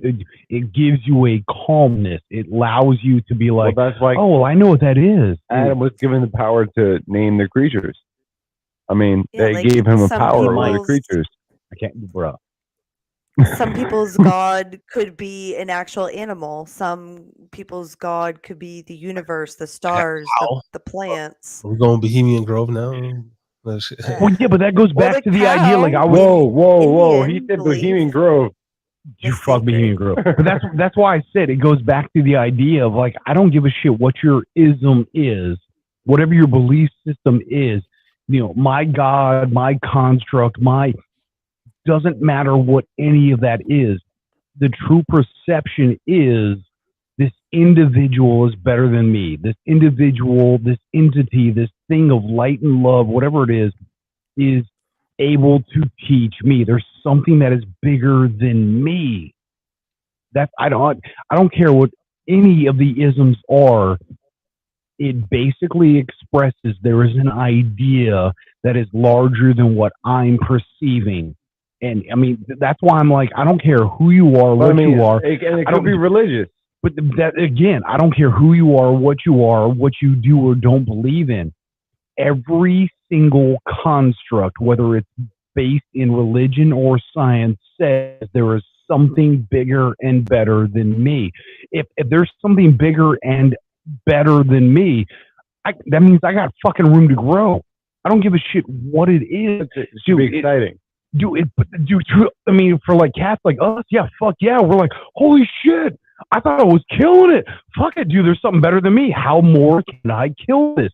So it gives us a place of like growth or humbling. Well, Whereas they most- kill it, like understand it. Well, yeah, Or but shame, that's the depending thing on which is like, religion. but that's the thing is like most will perceive I'm the biggest, baddest. Well, I believe in this God, which means that no.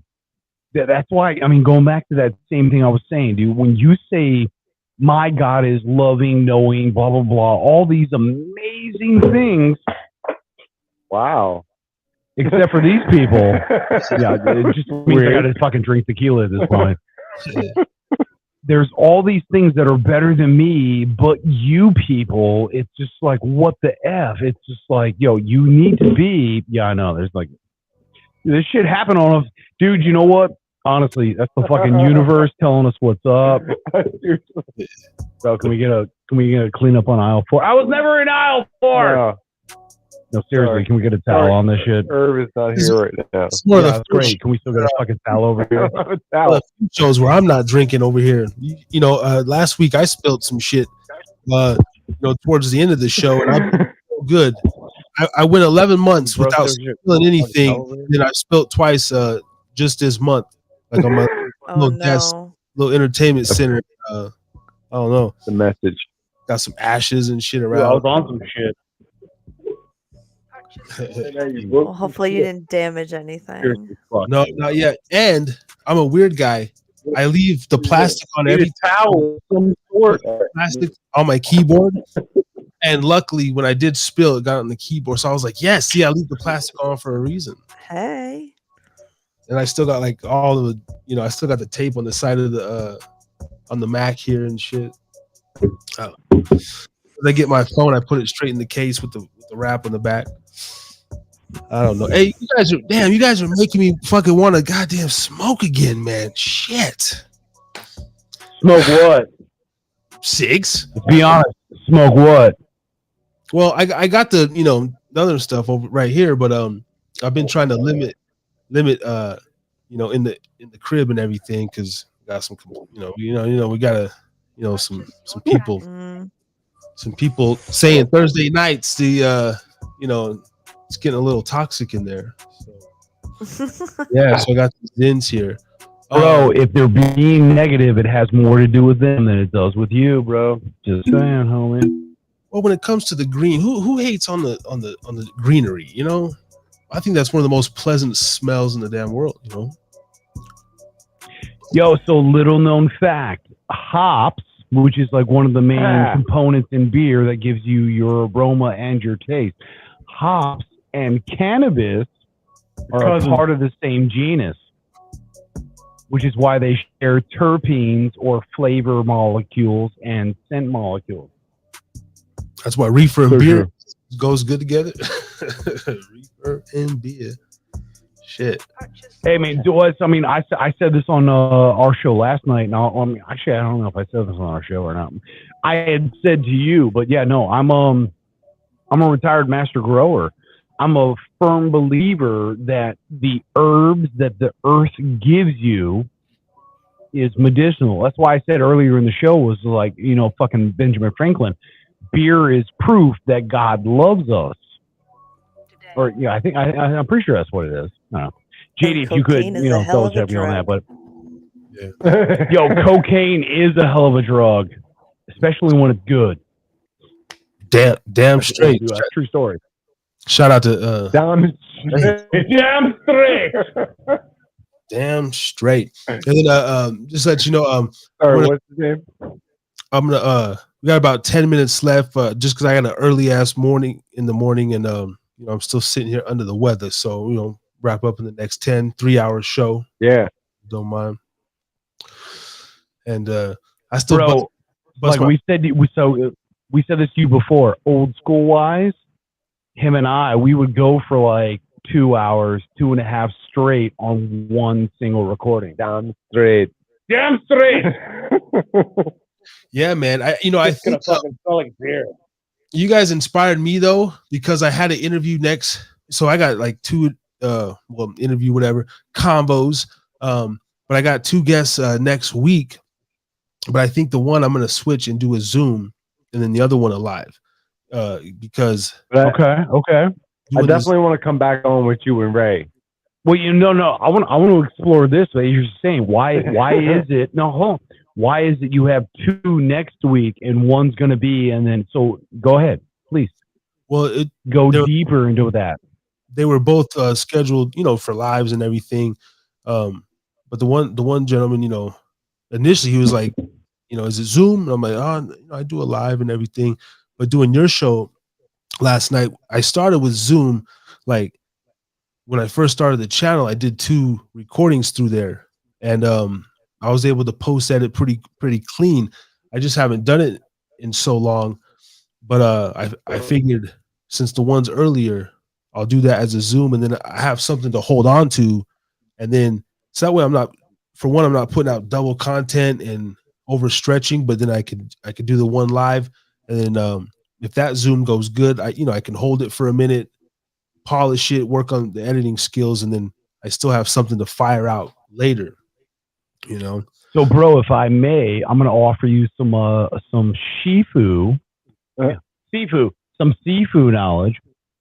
So, when you get into the bigger Hollywood types, they typically steer away from, air quotes, live productions. Reason being, typically what happens. I don't know what you're going to hit them with. Well, so typically what happens in a live production is you're going to fucking ambush them and they have nowhere to go. And that freaks your fucking guests out.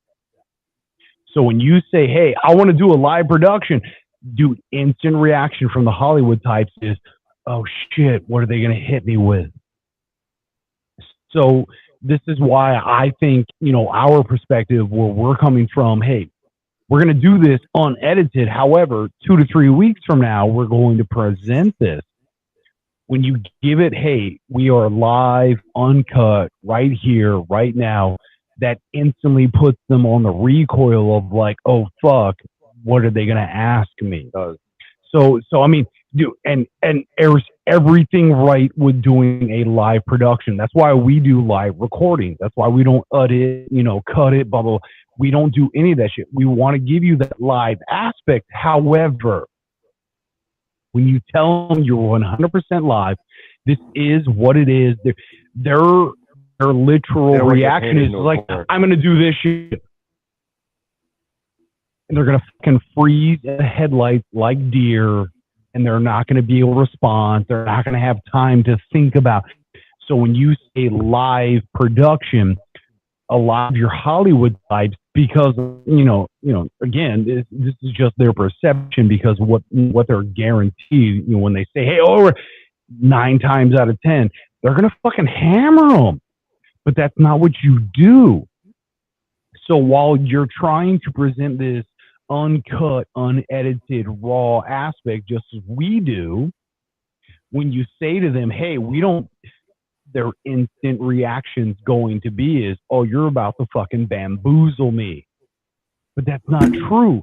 So, the one thing I've learned with the fact that, we do uncut, unedited, all that good stuff is I've done the best I can to explain to everybody that what we do is, while it is uncut, while it is unedited, it's done in a fashion that we're trying to present the best you possible.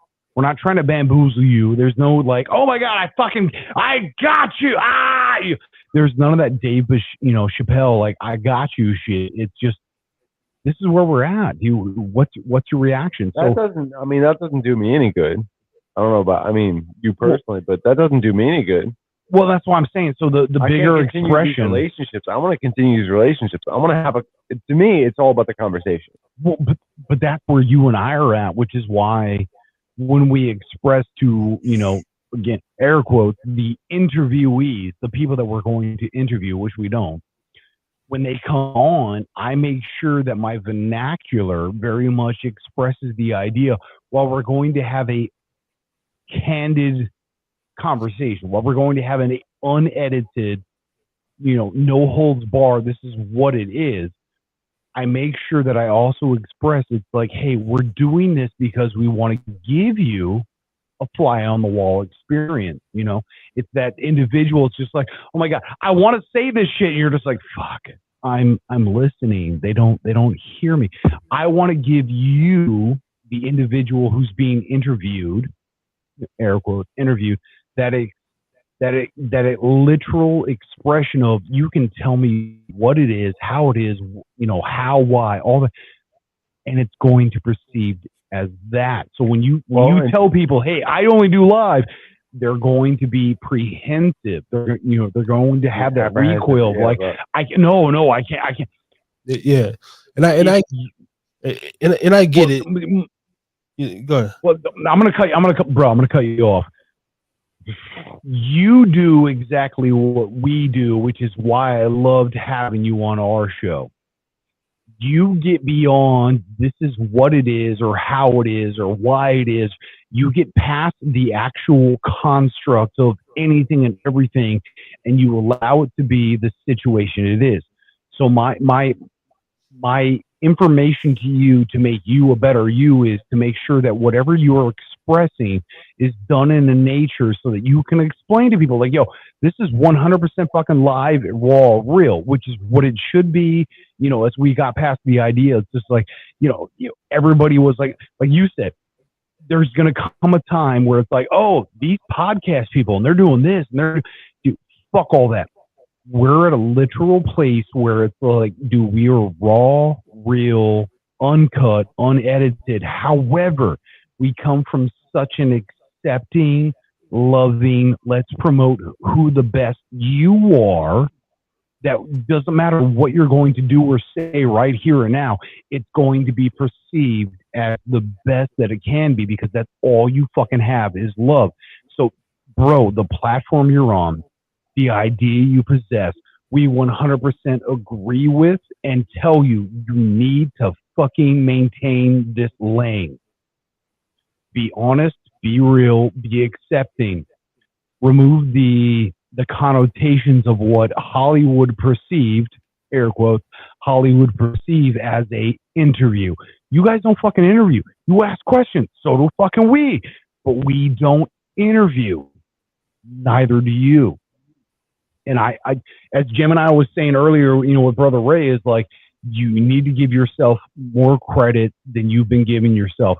Brother Harris, my man, you are fucking killing it, homie. You're at 1 year and you are fucking phenomenal.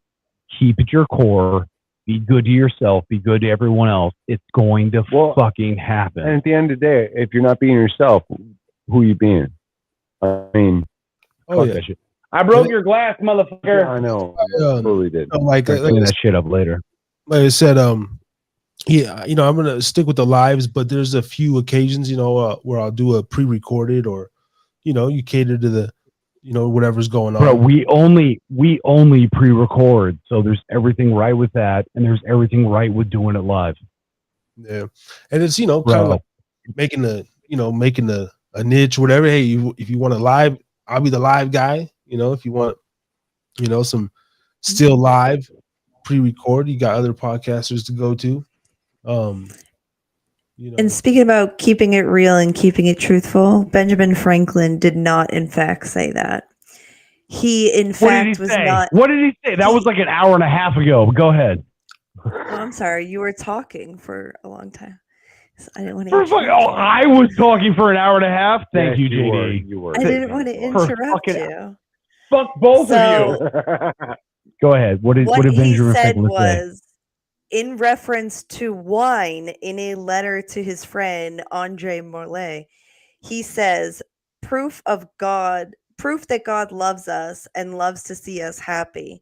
After he was recounting the story in the Bible about Cana, where Jesus brought more wine to the party and turned the water into wine.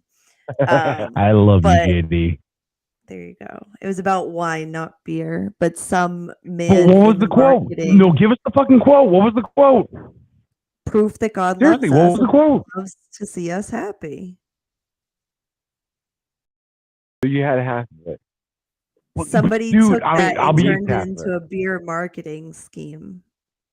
I'll be honest. So me as a beer sales rep, I've been into multiple I've been in multiple entities where they have, in quotations, yeah, you can see me, in quotations, beer is proof that God loves us, Benjamin Franklin. That's the literal quote. Not saying that it's correct. However, that's the literal expression that most of our beer distributors are expressing.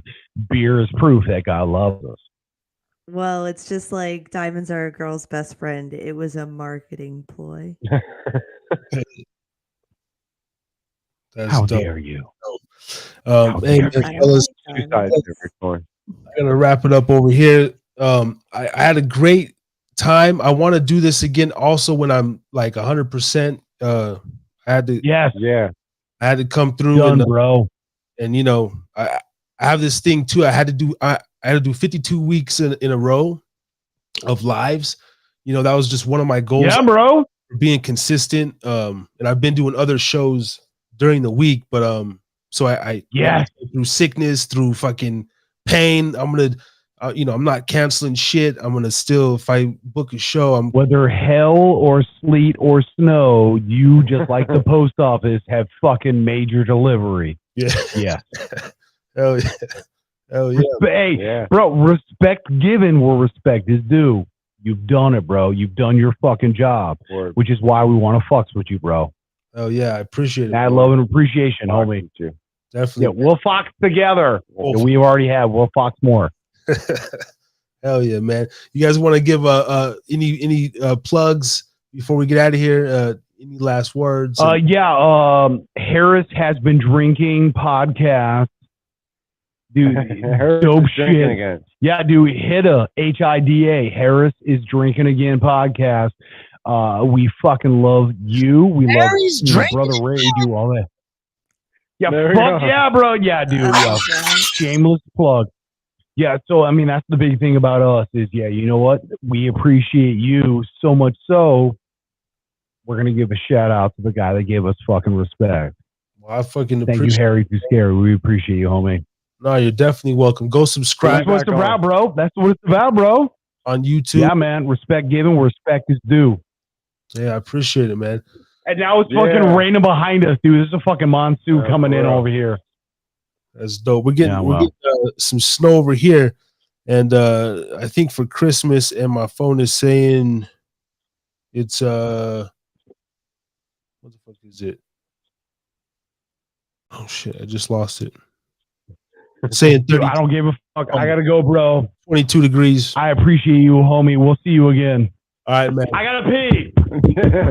Love you, man. Miss JD, Mr. Gemini, ITY Studios. I'm telling you, we're gonna do this again. Yes, sir. Yeah, we will. All right, you guys All have right, a good night. All right. man. Peace. Salute. All right, that wraps up the 48th edition of the Harry's Drinking Again podcast, Thursday Night Rants. Great guests. I want to come back, do it again when I'm fucking under the weather, not sipping fucking Pedialyte. Had a great fucking time though. Nonetheless, the conversations are always interesting and grade A1. And I'm learning so much and having fun doing it at the same motherfucking time. So next week, same place, same motherfucking time on the Harris is Drinking Again podcast. Where's my next week banner? Where the fuck's my next week banner? Bam. We'll be back 3 times next week. I don't even know. I got 3 or 4 shows lined up. Thank you to all the people who have subscribed. Tap in Thursday nights. Harry's Drinking Again. I don't even know what more to say. I'm out this bitch. Peace and love.